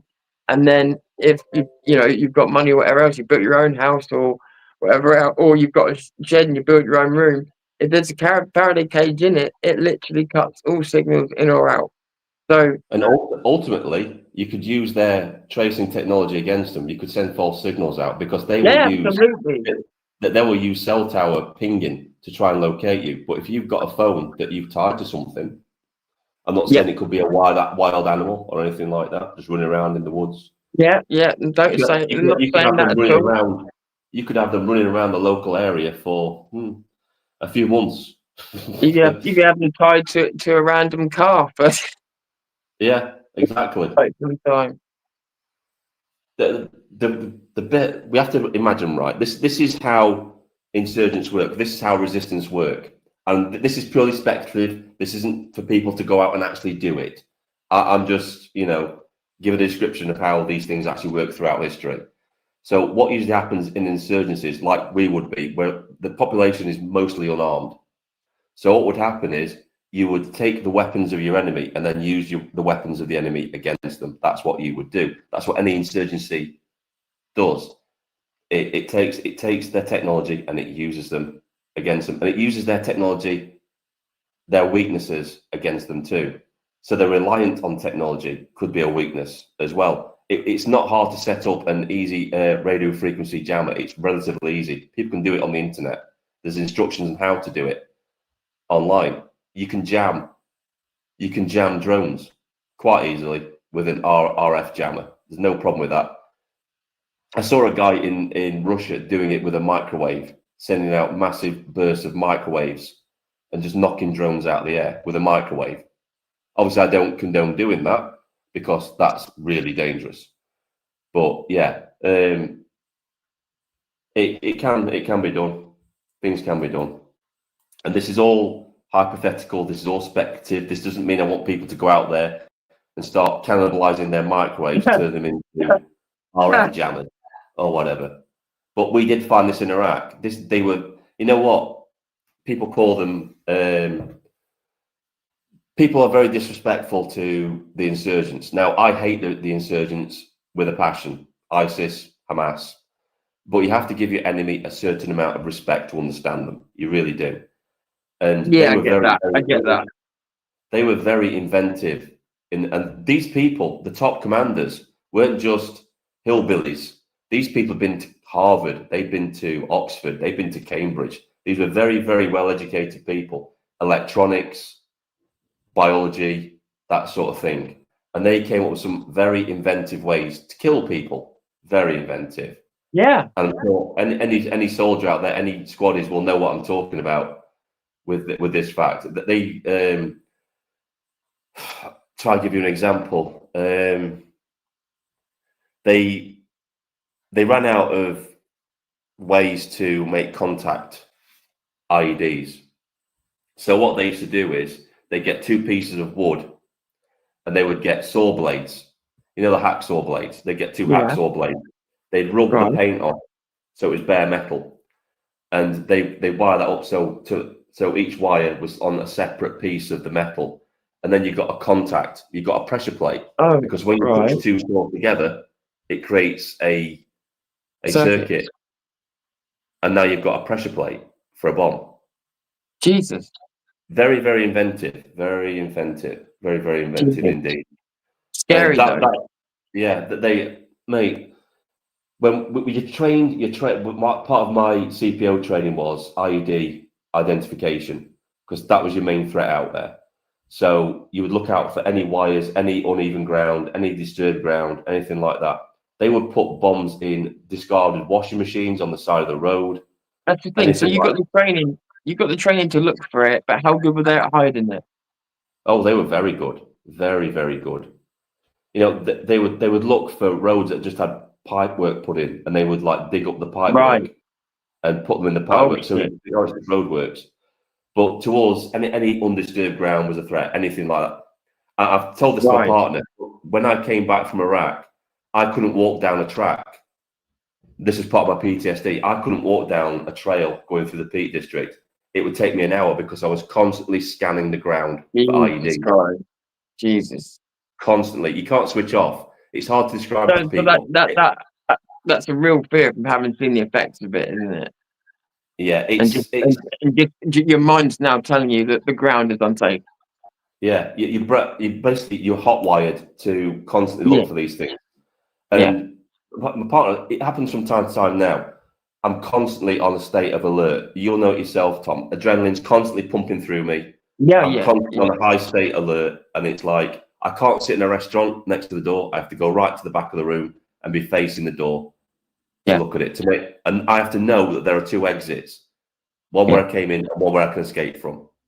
When I go out camping, I can't camp out in the middle of a wood. I've got to camp near something with my back to it. Because if I feel I'm out in the middle of the wood, it feels like I'm exposed. It's hard to explain to people. Sorry, but I was going to say, just as a laugh, do you remember the first thing I said to you the first day, more recently, when you invited me onto your podcast? I said, and then I said, I need a trapdoor plan out. Do you remember? Yeah. and I was explaining to Vince, it's not just physically, but mentally. It's funny laughing about it now, but I worry about letting people down. So if I make a plan with him that's fixed and there's no way out of it, I feel so much pressure I might not make it. If I make a trap door, if there's two exits as Vin put it, even in my mind, there's a way I can excuse myself and go, and Vin's totally cool with it, then there's a trap door and I won't end up using it. My advice to everybody at the minute, everybody that's switched on, I'm not talking to the switched off, I'm talking to the ones, I would say prepare, stockpile things that you need. I agree. Totally agree. I think that's really important. And also, especially things for like medication and stuff for kids. It sounds like we're preppers, but you are preppers now. Everybody's got to be a prepper. I would say some kind of solar power battery would be useful as well. Some way to get electricity if there is none. I've got a massive solar panel with a battery to store it in now. Remember, you're prepping for what you hope will be a peace resolution, but it would suit both. I would say some way to purify water purification tablets. You can get them on the internet. Chlorine tablets. You drop them into a liter of water, purifies it. I have something called a Milbank bag. Used to have this out in Iraq. Yeah. If you did a Milbank bag, it filters water. Yeah, you filter water. It filters water, and then you can boil it, and you've got clean water. Right. I have to show you. Yeah. During the lockdown, I know the things that got people seemed to be water, obviously, but how much water they were never really expecting, and a lot of it was kid or baby stuff. A lot of it was baby stuff. They really were wrong-footed with that. A lot of the rest of it is if you stock up slowly, you're fine. Yeah. And again, like RJ just said in there, there's a difference between wants and needs in this scenario. I know it's shit, but we will need to suffer regardless. If we're right, and there's only two roads, and there could be more. There are a couple of other ways, but they are similar to the ones that we brought up. I'll say this, Tom. Right, there's some long shots that could happen, that are possible to happen. That's what. Yes. That it's probably unlikely, like a vote of no confidence in Parliament. Exactly. The entire Labour Yeah. Party gets kicked out, and there's another Yeah. general election. Starmer leaving, etc., etc. Yeah, exactly. But that's on like they're like the wild cards in this situation. That's highly unlikely to happen. That what's more likely to happen is at first is going to be civil unrest. That's not civil war. That's just civil unrest. That's obviously rioting and stuff like that. Again, don't condone it. Don't want it to happen. But then that could like escalate into a deeper conflict. Anything to do with the jihadis kicking off, going to schools, murdering people, that's going to kick things off. Another thing is that the Starmer regime brings in some draconian. Brings in some draconian digital ID without going through parliamentary process, and that just kicks everything off as well. Yeah, nothing. Sorry, Binley. Sorry, come No, on. it's all right, mate. You're fine. You're fine. I know. Just tell people. Don't like hide it. Just tell people why you like this, because I tolerate it, and Tom's got. He's got like what I've got. He's got a form PTSD, and he's not being disrespectful or anything like that. He's like me. He's excited because he's got this thing in his mind that he needs to jump in and say, "I get like it myself. I get like it myself." I normally have a pen and paper. Yeah. And I'll sit and write things down, and then I can have a normal, sensible, measured answer. It's OCD. It's OCD part of it. Yeah. And then afterwards I feel stupid because I realised that the point wasn't that important. And when I'm at my best, I'm actually quite a good listener, but it's Ben, remind me in future, pen and paper. Because that's all it takes to stop this. So I do the same thing. I've got something in my brain. I just split it out. It just comes to the surface. Yeah. And just like gob engages. Yeah, I swear to God, it's like a person of Tourette's, man. It's crazy. Yeah, I'm guilty of it myself, mate. Don't feel self-conscious about it, though. You're not being disrespectful. You're just being yourself, and that's what we want. So, if anything, it only happens when I'm with someone who I am excited to be talking to, and I'm genuinely hitting notes with them. You know what I mean? So although it's irritating for me, it is a kind of sign that I'm enjoying the conversation. yeah, I love doing these live streams with you, mate. I think we bounce off each other really well. Yeah. And we both. Yeah. Yeah. Yeah. We do. And that bouncing sometimes with me, I just get a little bit too excited. Yeah, so my advice to everybody is get yourself a little kit together. Basic first aid kit, water purification tablets, somewhere producing electricity, somewhere producing heat, if you can. Just have all those things ready. Yeah. The basics. That will probably help save your life for at least the first few weeks. And don't get me wrong, if you can afford to think about luxuries on top of that, great. But those are the things you need to think about. And again, I would stress to have extra stuff like medication and stuff around for the kids. And I think if it was like a national strike or whatever, it could be over in less than a week. But you still, because things will become very rare very quick, you still want to have those things. You still want to have them. Right, I'm going to let Tom cover this one. Do you want to cover this one, Tom? Have you seen this comment on screen? Do you think it will be World War III? The Russian looking at the British and UK is looking for its what? I don't know what then, but I think what he's saying is, do you think it will be World War III? The Russian looking at the British and the UK government looking for its. Well, I can't tell if Starmer thinks that he is a world power, or if he just knows that if he cozies up to world powers, he can act like one. I'm not really sure which it is because he's so delusional. But the fact of it is that Britain is not fit, let alone capable in terms of money-wise and everything else. But in terms of what we've got as a military force, we're not fit to fight a battle, let alone a war. But in terms of World War III, I think we're already in it. I think if you look at the start of the world wars and how they work and everything else, I think we're already in it. Proxy wars, different conflicts breaking out around the globe, but they all sort of start to link up. You've got the Axis, the Allies. It's already happening, I think. I'm not saying it can't be stopped, but it's like something me and Vin said. If the civil wars to break out in this country, it would probably break out in many countries because look at how split the world is. I'll say this, right, because a lot of people fear nuclear war. They feel Russia's going to nuke us. Russia won't nuke us. I'll tell you what Russia will do. They'll use conventional weapons against London. That's what they'll do, because they know where that centre of activity is.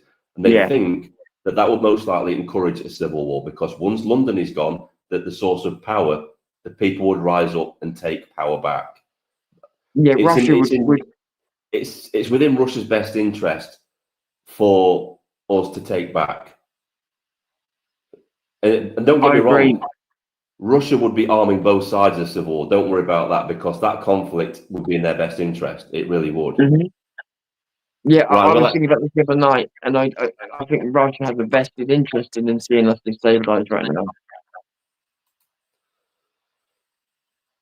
So Z Hussein is saying, I can't be pretty sure that Tommy R has been in touch with POTUS or maybe Vance. There is a lot more going on behind the scenes than you think. It is that quote from Hamlet. Okay. Don't know what that's about. I think they're having a bit of a debate in the comments. Right, I'm going to bring Stefan in. As far as people doing stuff behind the scenes, I'm sure some are, but I'm sure some just say stuff like that to pacify people, because I've heard that in the past and then nothing's happened, and then nobody goes back and says, what was the thing you were doing behind the scenes that you were going to do, and it never gets asked. So I don't know who we're talking about here, but I'm just saying it can be a blanket way of getting out of things. I'm not saying it always is, can be. Right, I'm just going to say this, right. Starmer is a moron. Right, so poking the Russian bear when you barely have a military that's larger than you had when the Napoleonic Wars were going on is suicide. This coalition of the willing wouldn't last 2 weeks against Russia if it really... It doesn't have to send in its soldiers. It has hypersonic missiles that can take out your capital strategically. They don't have to send in soldiers. They don't have to fight you on a battlefield anymore. We're well within striking range. One hypersonic missile, 10 Downing Street, gone. One hypersonic missile, MI6 headquarters, gone. They can surgically cut out our infrastructure. They tested them out. Ukraine was a testing ground for new military technology on both sides, from NATO and Russia. Yeah, so they don't physically have to be in the country to take us out. That's what I'm trying to say. And Starmer is poking this beast because it hasn't unleashed its full power yet. That's what a lot of people don't understand. You see all these videos on YouTube of people saying, "Look at how many tanks Russia's lost." It's like they don't care. Don't forget, Putin is a dictator. He will keep throwing his cannon fodder into the battle forever because he has an unlimited supply. The only way that he could back down, and it's very much the way China works. So, just to give you an idea, this guy who spent a lot of time in China, was showing all this footage and everything else, showed a footage of police. He asked the policeman for directions, and the policeman in China gave him the wrong directions, as opposed to not giving him directions or saying "I don't know," because he didn't want to lose face. It's a massive thing with the Chinese not to lose face. And there's a similar thing in Russia. And these people, to get them out of a war, and I think this is what Trump was trying to do that people didn't understand, was trying to give them a way of saving face and not losing a war, but calling an end to it. Right, I just brought Stefan in. So have you got anything to say, Stefan, on what we've been talking about, mate? Hello, gents. Yeah, well, I mean, you're right with Starmer. I mean, Starmer's definitely in bed with the Chinese Communist Party, 100%. I mean, what he did with brushing them two spies underneath. Did you hear about that? The two spies. Mate, you're a bit quiet. Your microphone's a little bit quiet. The spies that they just brushed under the carpet. The two Chinese spies. They were going to basically. Yeah, and it was him that basically brushed it under the carpet, so nobody would. And funny enough, to answer to it, he's not in the country yet again. So there's nothing happening about it. Well, they got away with it basically. Jesus. But I think it's MI5, one of the former top MI5 fellas has just come out and said, no, that's not true. He knew exactly what they were doing. They did it on purpose. You know, He's getting quite a list of things that he's getting caught for and no consequence. You know what I I'm think- interested in, right? I'm interested in these special. What was it? What did he do to hide the Chagos deal? He put a special. What was it? He put a special thing. Yeah, Court injunction, a special injunction on right. something to stop it being talked about. I want to know how Like many of these an things NDA actually or got in something. place. And who does that benefit the most? The Chagos Islands? China. Yeah. You know, they know exactly what they're doing. You know, they had no right to give that away. None whatsoever. Thank you. Thank you for that compliment. And all we're doing is talking common sense. We're not talking circles all the time. We're talking about the issues, but we're also trying to offer solutions to them as well. And these are just solutions that can be built upon. They may or may not work, but it's to start. It's a start conversation, and other solutions can come from that. That's what we do it for. I think you guys would agree with that, wouldn't you?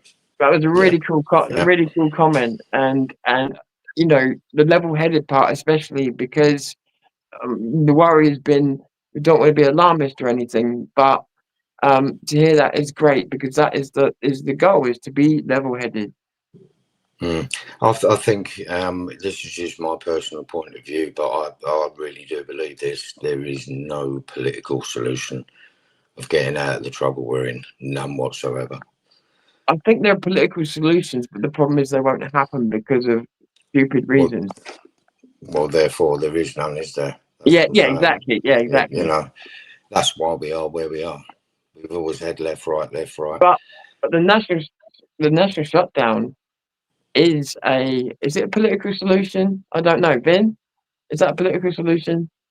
Not really, because it's not politically motivated, is it? It's just shut down the country and let's take our country back. It's to force. I suppose it could be in a way. It's to force the Starmer regime out of power. It's to force them to relinquish power and to have a general election, so we can put people back in charge who have got a better grip on what to do with the country. Yeah, have you seen what Rachel Reeves is planning? She's planning to raise taxes to their maximum, and she's going to blame all this on Nigel Farage for implementing Brexit. That's going to be their excuse. Of course. That's the old chestnut, isn't it? It's the same old bullshit that comes from there. Yeah, it is, isn't it? It's the same old tactic. Yeah. Blame other people for their mistakes. Yeah. Actually, I'll try and get this one up. I'll get this one up for you all to look at, because this was great. We were talking earlier, Tom, about how intelligent people can be stupid. Yes. Right. So this was a prime example of this. Right. Well, I'll have to try and find it. Yeah, this was it. This got some quite good traction on X when I posted this. So this is so Jessica I'll share it. I'm taking she's some kind of lawyer, something like. What's a KC? Does anybody know what a KC is? No, I don't actually. Steve? No. Steve? Yeah, Steve, help! Help, Steve. Help, Steve. SOS.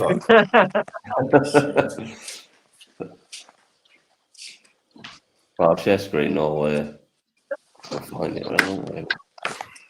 King's Council, right. This is from the King's Council. Isn't this who the people in Parliament refer to? Oh, the King's Council. Okay, that could be interesting. Right, so this is her. I'll get a right. So public law, human rights, energy. Well, but you said human rights straight away there, isn't it? Climate, environment, viz, professor, fellow, whatever that is, bollocks. Right, she's got 189,000 followers on X. Right, and this is what she was responding to. So this is James Mayville, right, and he said £8 for a jar of coffee, £12 for a bottle of olive oil, £20 spent on just 2 items of food. And she's put rejoin the EU. And so I put this, it's like nothing to do with leaving the EU, everything to do with a government spending money it doesn't have and printing more, hence inflation, higher food prices. They like to blame everything on Brexit, don't they? It's got nothing to do with Brexit. Nothing to do with Brexit at all. the name Ramona's, I never really cared for it, but it actually has aged well, because how the hell can you Come to that conclusion. yeah It's ludicrous. I mean, yeah at the end of the day, they have basically stolen the wealth and they've squandered it and they've money laundered it and they've spent it on things that we didn't need to spend it on, basically. yeah So they fucked up, not us. Excuse my French. no, that's the truth. Yeah, sorry, go on, Ben. Right, what they forget is, right, it's got nothing to do with Brexit. It's got everything to do with shutting the country down for 2.5 years, running out of money because not enough tax was coming in, and then printing it like it was going out of fashion during COVID. And this wasn't the Labour Party, this was the Conservatives. The higher rank barrister. Yeah, sorry. And yeah.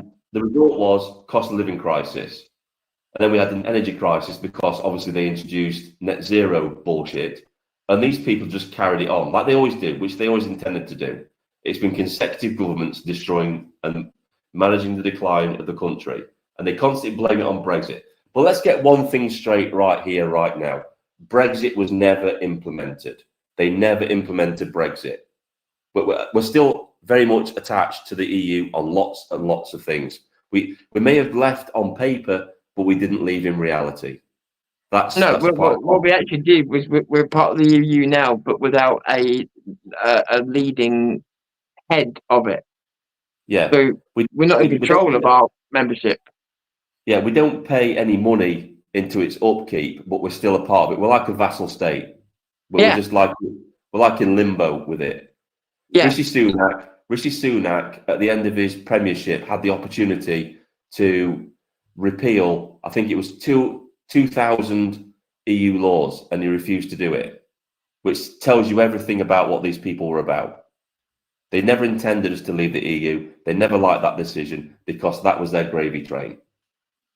That's what it was all about. Yeah, and you know, regardless of which side of the EU argument you were on, like I'm amazed so many people have forgiven them for going rogue, because to me they went rogue over Brexit and have never been the same since. Yeah, exactly. Just like Norway, like Steve's saying here, just like Norway, he is an EU vassal state. Yeah. So this is just a classic example of somebody who's intelligent in their own field, but knows nothing about reality outside of that field. So just because they may be intelligent as a barrister or a King's Counsel doesn't mean they're an expert on talking about the EU, because they're talking outside of their field.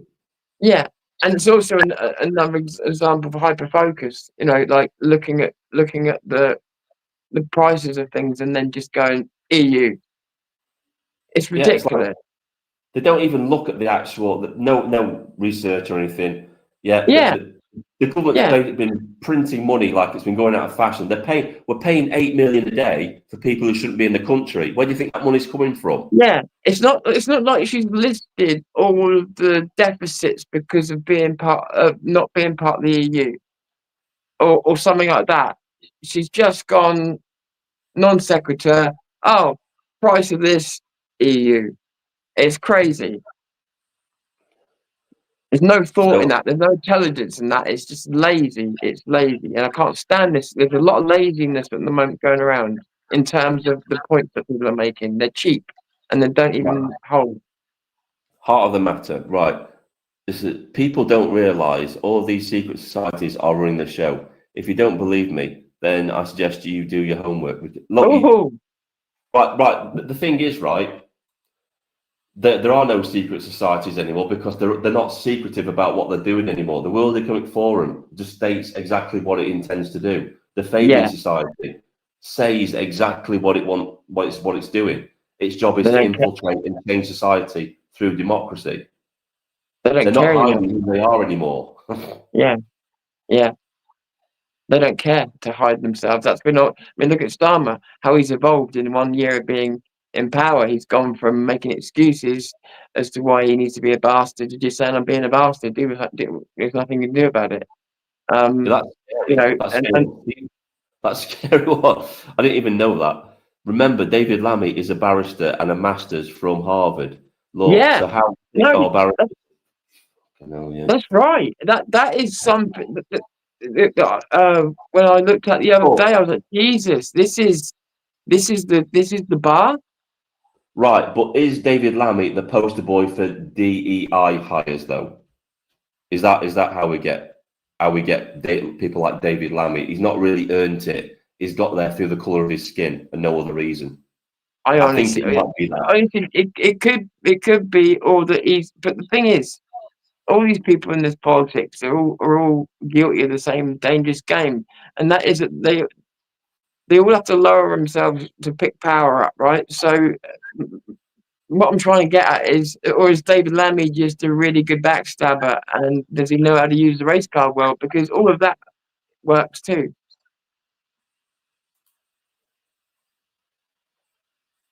And don't forget Rachel from accounts. That's hilarious.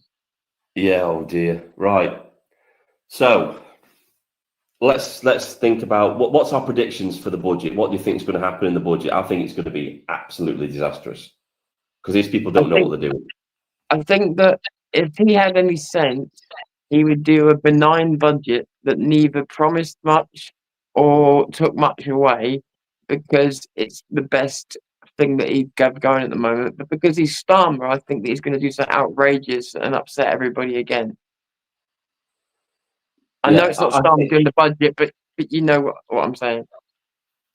My opinion is that they're already bankrupt. That's why they've delayed the budget, because they know it's going to be a brutal budget. Yeah. And they're going to milk everybody for absolutely the last penny that they've got. They're going to come after people's savings. Nobody's going to be able to afford a mortgage because they're going to tamper with that interest rates and stuff like that. The country is basically going to go to shit. Do you think they're going to do the modern day equivalent? Because bear in mind they're the left. Do you think they're going to do the modern day equivalent of what that used to be called prescriptions in in Rome, where they would target rich people for their money? Oh yeah, definitely. Yeah, that's what's going to happen. I reckon you're going to see high taxation on the rich. That's definitely going to come in, isn't it? Yeah. And the working class. They're going to. They're going to raise income tax. They're going to raise income tax, obviously, and then they're going to raise fuel duty. Energy prices are going to go up because they need to rake in more tax than they're spending. They've run out of our money. Yeah. I mean, what is it? The organisations in charge don't warn you of a bailout if you're not in trouble. And they've not solved the problem. They've just been spending more money. So the problem's not been solved. So that's what I don't understand. Sorry, go on. Yeah, Martin, they're going to leave. And that always happens in socialism. That's why they have to stop people leaving the country in socialist countries. It's because they don't want the rich people to go. Yeah, absolutely. Absolutely. That's so true. They literally have to build a fence around their borders and country and everything. I mean, to keep people in. These countries are so great, and this is what they want to inflict on us and all the Western countries. Right, do you want to see the amount we actually owe, Tom? Because this will scare the crap out of you. So just post it in the chat. Right, so apparently it's 2.7 trillion we owe. Right. So we've been through, and I'm going to call out the Conservatives here as well. We've been through austerity for how many years did they put us through all that? Nobody had any money in their pocket. I remember a time when the economy used to go up and down. There were times when things were cheap, and there were times when they weren't. And then in the last 20 years, all that seems to have stopped. And all I remember then is just everybody being broke all the time. Maybe not the last 20 years, but the last 10, 15. So that's 100 billion to service debt. I think that's how much we're actually paying on our interest. So that's interest, 100 billion. So that's how much interest we pay on the debt we owe. So what's our is it GBT? Yeah, Steve just come up with it. 25% VAT, 9 to 15p on fuel, 2p on income tax. That's just going to kill small businesses. That's just kill them dead. Yeah. I also wonder as well, not now, but I wonder in the future if they will bring out a tiering system for the rich, because just targeting the rich isn't good enough. Like if they can target the rich, then the richer, and then the super rich. Well, once they go, Tom, once the people who create a excess leave the country and they've all gone, the only people left will be the people themselves, and that's when you'll see them coming after their savings, the savings that they've been saving all their lives. They'll just take it. They'll find a way of taking it. How many people out there watching now? And I realise it's going to be slightly biased because of many of you will have a political position that we know of, but nevertheless, how many of you think that this is all a matter of getting to the next election and getting these people out? Honestly, without any, I just want to know. Or at least, how many of you hold hope that that's what's going to save things? See, this is the interesting thing. Hearts and Matter saying, you can see the middle class has been destroyed. The middle class have destroyed themselves because the middle class are the socialists. They're mainly the socialists. I agree. Owen Jones, a perfect example. So they've eaten themselves. They've destroyed themselves because they're socialists. Yeah. Reform won't do anything. I think we can agree with that. Yeah. I don't know. I think it means if this country was surviving until the next election, I think I would agree with that. Tom, please repeat the question. Okay, so the question was, how many of you believe that all you need to do is hang on until the next election and that we'll get rid of these people and that we can get things better?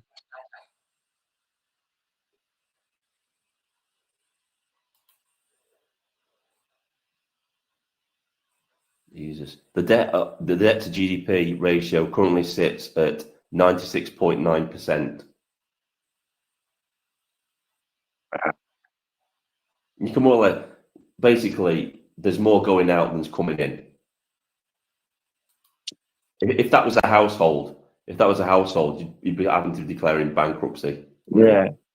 Yeah.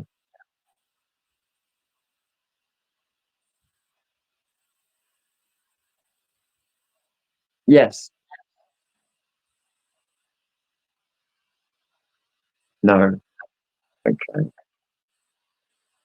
So I think we're just trying to gauge people's actual reaction who think that, who actually think that the next general election is going to be your saviour, and that you actually have that amount of time. And the other reason I want to know as well is because I don't presume to think always that I'm right. Like I want to know how many of you think that, because if I need to check my thinking, then I want to know. I think that's most where I stand, man. 4 more years, laugh out loud, we're fucked. Yeah. Yeah. And I would agree with that. But like I say, I just invite that question because I want to, if anybody feels that I've been alarmist or extremist or anything else, I want that called out. That sums it up. Look, from that last quote that I made, if it was a business, it would be going into liquidation. So basically, you look at the country bankrupt, going into liquidation. That's why we're being offered a bailout. And as I think, I don't know who covered it, but they're basically saying that is it the IMF? It's the International Monetary Fund that we're a part of. And the people that are in that with us don't have the money to bail us out. Yeah. That's right. They're in the same situation that we're in. Yeah. It's like it's a bit similar. It's a bit similar to how, if everybody tried to take the money out of the bank, there wouldn't be the money there. Yeah, exactly. So what would happen is we get no bailout and the country would just crash. Just want to acknowledge RJ there as well. Just made a good point. Sorry, go on, Karen.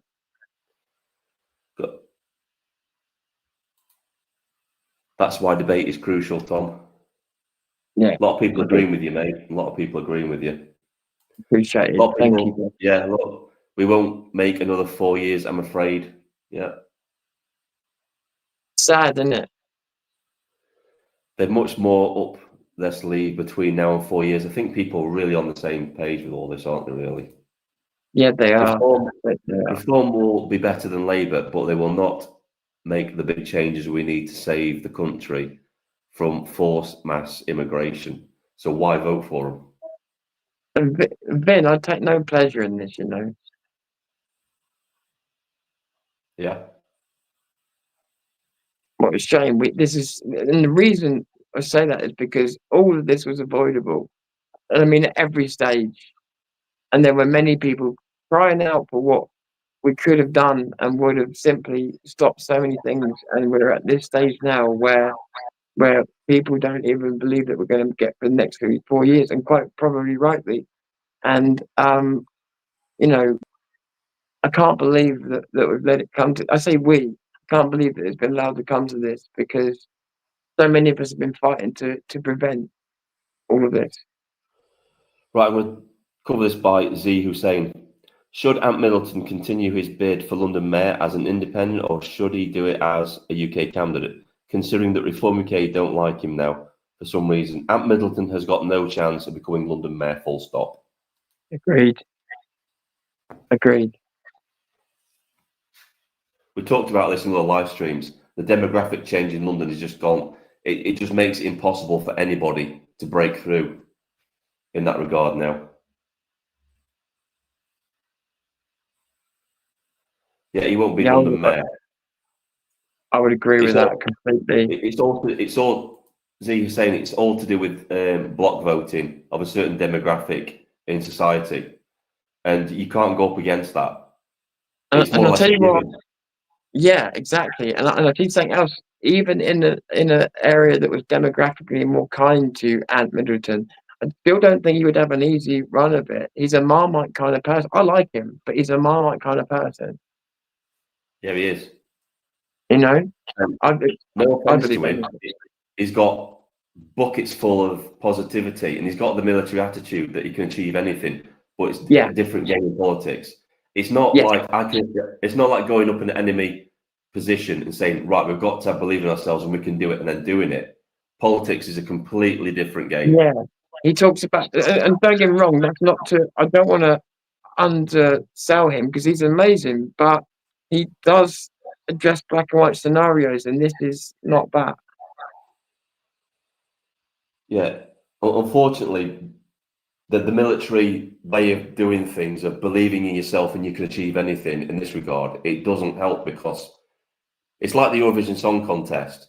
There's no way Britain will ever win it because of block voting, because they all group together and block us out of getting enough points to win it. And it's the same with London Mayor. They all group together, they all block vote to block out the person they don't want in. And Sadiq Khan will always get in there because they want the status quo, because he gives them what they want. Someone asked you a question, Finn, somewhere. Vindicated, could the IMF tell Labour to call an election early? Whereabouts is that one? Near the end. I don't think they actually have that sort of power, do they? I don't think so, no. No. The only people I know that would have that power would be the Labour Party themselves to call on the leader. Yeah, you've got to think that IMF is an outside independent entity, and they couldn't interfere in internal politics of a country. They couldn't do that. The Eurovision World Contest. You see that? Yeah. Fucking fair play. That's good. That's good. That's a good one. Well done. Yeah, I like that. There you go. Well done. Ah, dear. But yeah, getting back to that comment, you've got to think the IMF is just like, it's like a club. It's like a Christmas club where you put so much money in every year, and there's like a pot. That's all they are. So if your country's in trouble, you're like, right, I need some money to bail us out for a bit. But unfortunately, there's no money left in the pot. So there's going to be no bailout, and the country is going to go bankrupt. We're going to have to forfeit on all of our debts, mainly to Russia, mainly to China, that owns all of our debt. So I'll let you guess where that's going to go. Yeah, and sorry, Mons there made a point to counter my point. He said it kind of is black and white. It's their way or our way. At the moment, it's kind of hard to argue with that, because that's the position we've been pushed into. I think So, yeah. we've got to look at, reality, right? At some point, there's going to be some sort of conflict somewhere down the line. There just is. Any What's happened resolution now. requires conflict, right? Yeah, what's happened now is that since the summer's over, yeah, we've still got the protest outside the hotels and stuff like that, but that anger is now going to simmer down a bit and boil and just keep up just under the boil over the winter. And then next summer, if we have a hot summer again, it's going to burst out to the surface again. And I think that's when things are going to kick off. After the budget in November, the end of November, that's when things are going to start to kick off because people are going to get angry. They're going to get very angry that they're being forced out. You're going to see people losing their houses soon because they can't keep up with interest payments on their houses. You're going to start to see people losing their businesses. You're going to start to see mass unemployment because this government raised the national insurance for employers that are now cutting workforces to cut the fat from their businesses. That's not causing growth. You don't initiate growth by forcing employers to pay more for their employees. You don't do that. And the other thing, Ben, is this is all assuming a lot because last year we had the Christmas Day killer, we had murders all around that time of year. We've had terrorist attacks recently, so talking about things being on the boil, I said at the end of 2024, and I said it wasn't a particularly clever prediction, but I said 2025 would be one of violence. And again, not a clever prediction, but it is proven to be that. And so I'd be very surprised if we start this winter and go through to Christmas without more of the same. Well, I've got to say this. I've got to be fair and balanced on this, right? UKIP don't have any viable candidates at the minute. Nick Tinconi said himself that it's going to take him probably 9 to 10 years to make UKIP a viable force. All he can do at the minute is build on the momentum of the other parties failing. That's all he can do. He said himself that he's got to train up 650 candidates to a standard that he wants to be able to go into Parliament and fight the battle that we need to fight. Advance UK is even further behind. Behind than they are. Yeah, because you haven't been going for as long, you haven't set up the base. I'm a UKIP member, and I've got absolutely no illusions. And by the way, I've met Tinconi. I've interviewed him 3 times on my channel now. And he's a really good guy. And alone, he has the power to do amazing things, but you can't do it alone. So there's no illusion from me that he's in any position to be winning any elections anytime soon. Right, hearts of the matter. I've dropped the link in the chat. If you want to join us now, you're more than welcome to come in and have a talk to us. Just come in. No issues with that whatsoever. I don't know why someone would say he's a liberal Christian because he's not very liberal at all. I don't see that. Some people do that. They don't know what liberal actually is. Yeah, if you like even remotely talk to him, he's got some what some people would call very hard right views, not far right, hard right views. But I don't get that. I just don't. I think I don't know how you have. I've had a conversation with the guy multiple times now. I don't know how you can have a conversation with them and come out thinking anything different. Right. I've got to say this as well. Right. You very much need a government for the time that you live in. Like during World War II, Churchill was the best prime minister to have during the Second World War.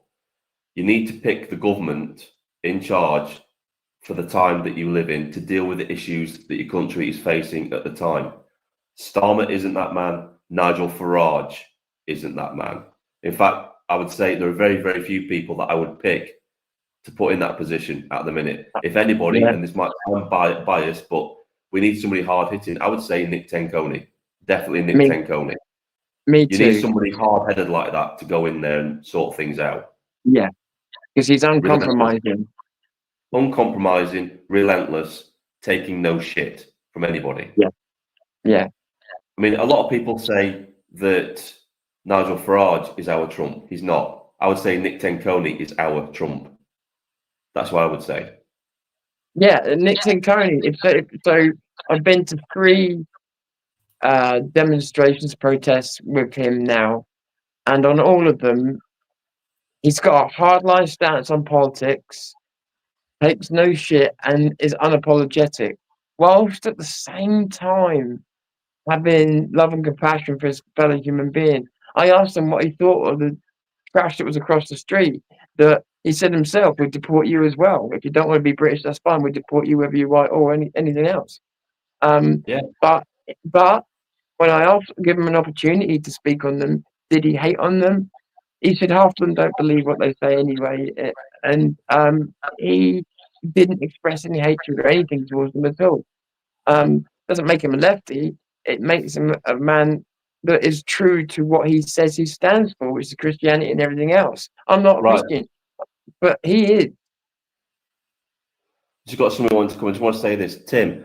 You need to put a switch on your camera and your microphone, mate, before I allow you in. All right. Standard protocol. No, I'm not saying that you would, but I've had people try to get in the past trying to play adult content as soon as I've allowed them in without a mic or showing their face. It's standard protocol, mic, camera. It's all sorted out before anybody comes on in every program. The only difference being here is that you're seeing it because Vin doesn't have a producer, and producer normally does this behind the scenes.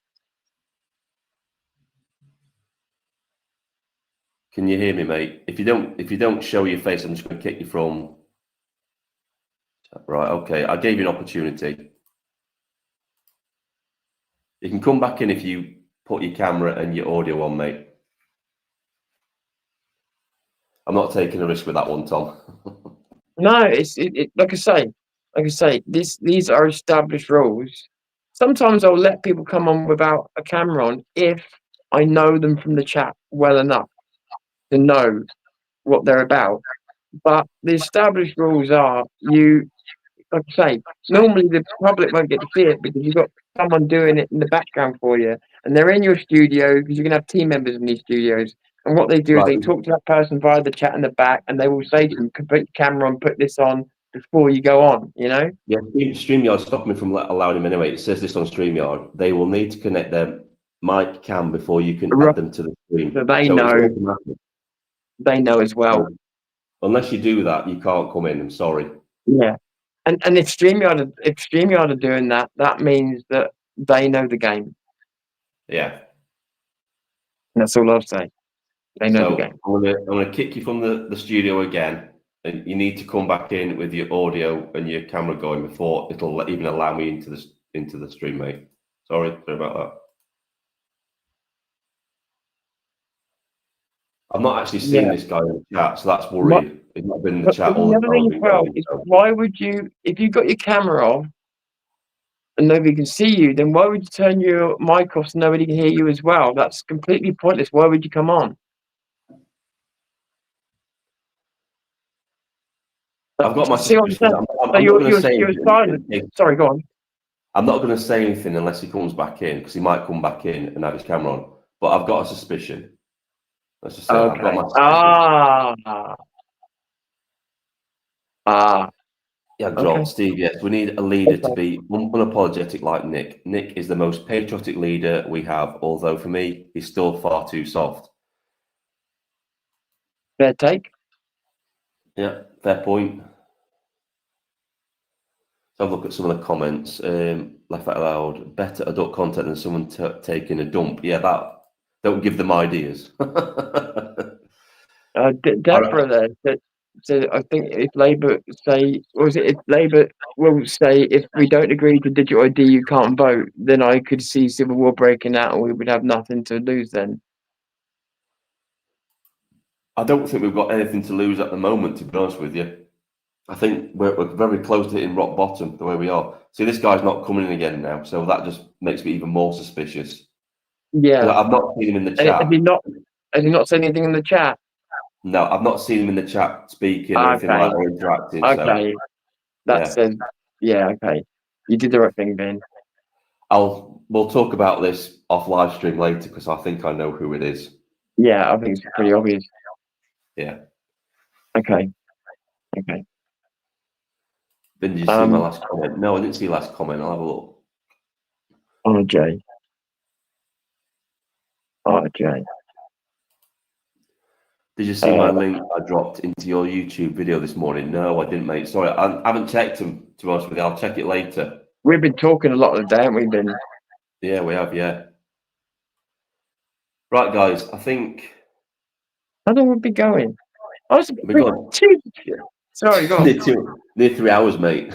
I wasn't even looking at the time, so we've been talking all day, basically. Yeah. Or at least we caught a bit of it on the live stream. Yeah. Well, listen, Ben, thanks for having me on. Sorry for interrupting. Remind me, pen and paper. Don't apologise, right? Don't apologise. No need to apologise for that. Yeah? Yeah, thank you, Ben. Yeah, I'm just glad to have you on because you make the stream, mate. You really do. And I'm going to have to return the favour. Nice. So that's going to be nice. But we don't know what's going to happen later. There could be another live stream later on Tom's channel. If there is, I will let you all know and to come over Ben, there. I'm going to say there probably won't be because I think I've blown my load today, to excuse the expression. Okay. But yeah, I definitely think if we do another live stream like this similar and it's shorter, then we will. Yeah. Well, what we've actually been talking about is just to like alternate it if we can, because Tom's got anxiety issues. That if he doesn't want to do it 1 week, I'll just do it on my channel, and then if he wants to do it, we'll go on his channel and we'll do it, and we'll have a discussion and get you all over there. The thing is to get Tom's channel up and going again. It's been in mothballs for a long time, and I think it needs the YouTube algorithm to start promoting it a bit more. That's what the issue is.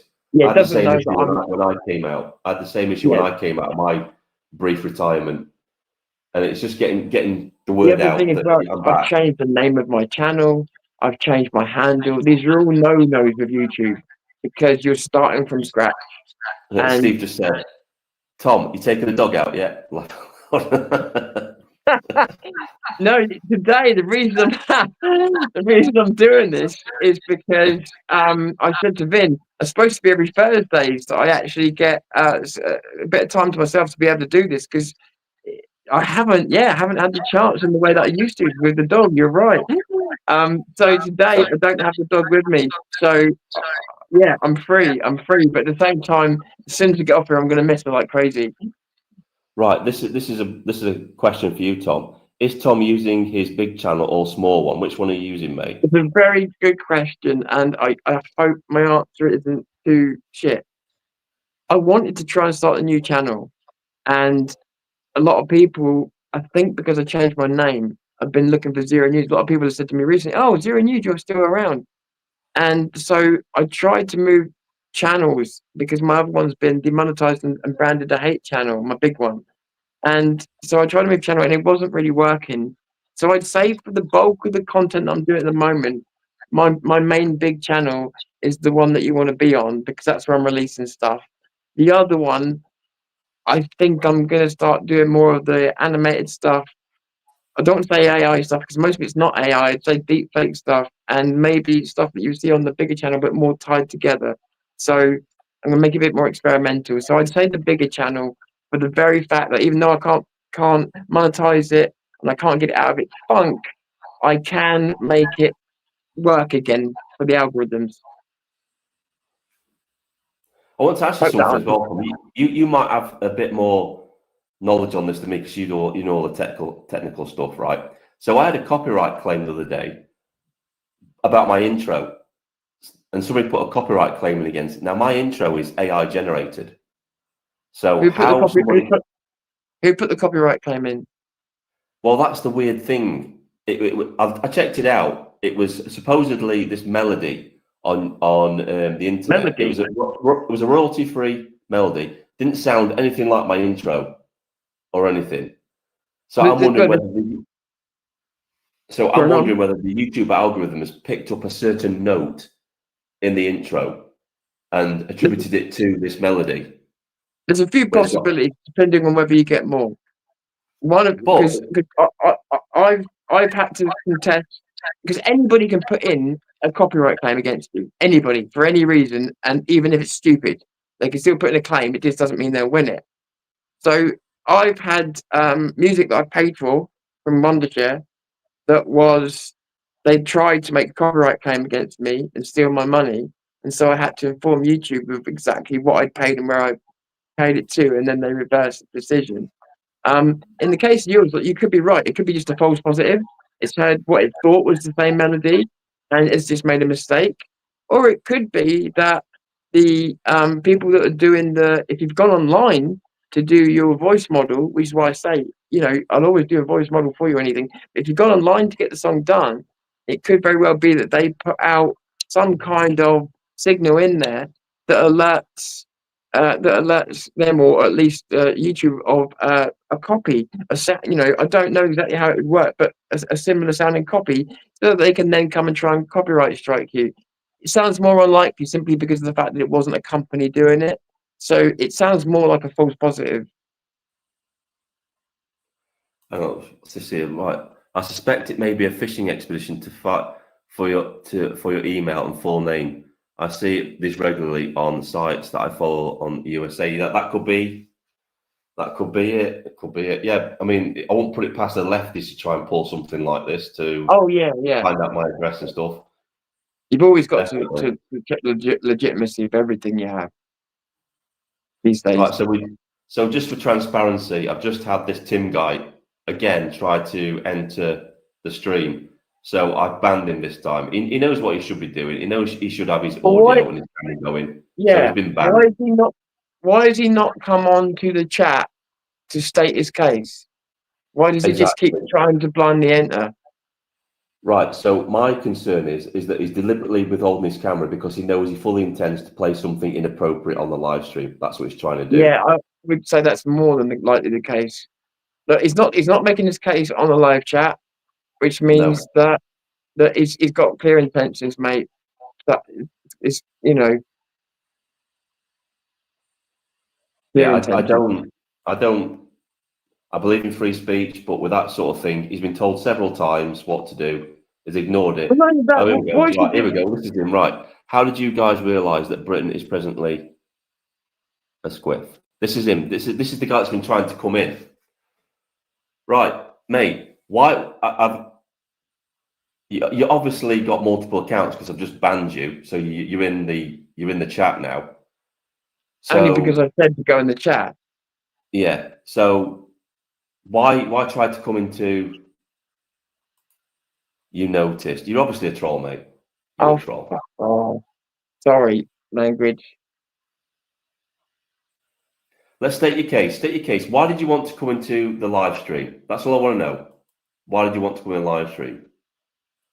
Dare to say something sensible rather than be sarcastic. I challenge you.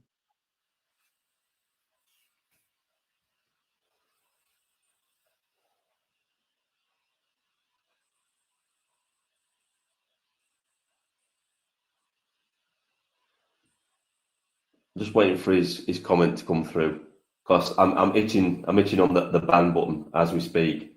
So say your piece or be forever gone. Yeah, and I know. Honestly, I would like to bet this person won't put a cogent argument together, which is why we got the quiet. But I want to, be proved wrong.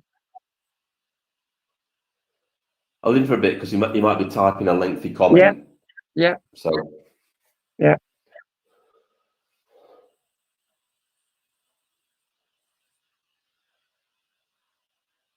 Why is he like this? Good question. You'd have to ask him, or potentially psychiatrist. You're about to find out. No, I shouldn't say that until he's typed. So I take that back. I apologize. He posted. How did you guys realise that Britain is presently a squiff? Yeah, I'm sorry, but that. Yeah, that was just because I'd said about why hasn't he come onto the chat. That was why he did that. So I think this could be the ex-policeman troll that I've banned several times now that keeps trying to get into the live stream. But you know what? Vin? You and I have never claimed to be the smartest people in the room or anything else. But how fucking stupid do these people think we are? Mate, between us, we've been on YouTube, what, 35 years between us? Yeah, yeah, We've seen every incarnation of yeah. any troll you can imagine. At the peak, I was going for 186,000 people a day. That took a lot of work to moderate and stuff like Right. that. It's like I've seen it all. Capital T, I cannot get in, for fuck's sake. I mean, What? all you have to do is, That's your all you answer. have to do, No, that's his answer, Ben. That's his right, answer. bye-bye. Right, I'm going to put this on screen, right? You're not getting in, right? You can see my face, you saps. Yeah, whatever. Pathetic saps, right? You're gone. You know what? We rumbled you, and now you're mad because we saw straight through you. Bye-bye. Yeah, exactly, Bye. Ben. Exactly, Ben. Ciao. You won't be missed remotely. Thanks for the drama. That'll draw more people in. Thank you for that. Thank you. We get some extra views and upvotes. So Yeah, thanks for that. Right, I think at this point, because we're now on the 3-hour mark, mate. it's like the old days for me, Vin. I used to love streams like this. You're so easy to stream with. Do you remember when people used to do 8 and 9 hour streams? Yeah. I used to do crazy long streams, but I will say I don't like the 6-7 hour streams that go on. I realise that people who are in them do because they all know each other. But I do think like a 3-hour mark is about a limit for a sensible conversation. I don't know if you would agree. Before we go, do you watch that guy called Asmongold? Who? He's a streamer. He's an American streamer. No, you'd have to link me. Yeah, I mean, he makes us look like absolute newbies, mate. Right. With his live streams. I mean, I think he does like 20. He does 24-hour live streams and stuff, and he just talks about political content and stuff. Yeah, he's awesome. I always wanted to do that. He's great. Yeah, he's fantastic. I mean, I don't know. I think the longest live stream I did was something like 8 hours. And no, actually, no, it may have been longer because I also did the demos without cutting the stream. I don't know what the longest live stream I did was. I know it wasn't anything like 24 hours. It was no more than maybe 10. But and I did used to like that because it was edited, uncut, raw. But for me, for a really good conversation, like admittedly, today I'm excitable enough. I could probably talk to you for another hour, but you know it's going to go off the rails sooner or later. You know. Well, next time we're going to have to do it on your channel, mate, to get you some. No worries. I just enjoy doing it. I do. I enjoy doing it. It makes a stream. I miss the days of Busker as well. Can you remember Busker? Busker used to do streams as well. His channel's taken off through the roof, though. I mean, he's on, I think, 250,000 subscribers now. Yeah, well, that's why I hope Busker is left alone to do his thing, because he went off and did that an honest way and he earned that channel up, and what he's done is nothing short of amazing, and I hope that he's just left alone to do his great work. Tom, don't plug yourself again, mate, because you're being asked what your channel name is. So very nice of you guys. Let me just. So the places I'm most active are. Hang on, let me get my channel up 1 second. Trying to get the right one for you this time, guys. Right, let me get it here. So the channel I'm most active on YouTube is. Where's Vsb gone? Is this one? I do have a smaller channel, but you know, you can discover that or not. That's not a big issue. Can't find my keyword. There it is. And then I have to learn how to do banners, mate. I have got banners up on here, but it's how to get them to chuff in active. You can get me. I'll show you. I can put mine on. Mine will pop on. Look. I'll show you, mate. It's not so hard. But anyway, there we go. Is that one, Tom? Is that it? Tom, is that it? Tom generation. Yeah. But what I put in the thing, it's probably my handle actually. I just realised if I put in my handle by mistake, yeah, I have. So you put in the right one, and I put in the wrong one. I put in my handle. So yeah, the one that Vin's put in, And then underneath what I'm about to type in now is my X. And those are the things two things that I use the most.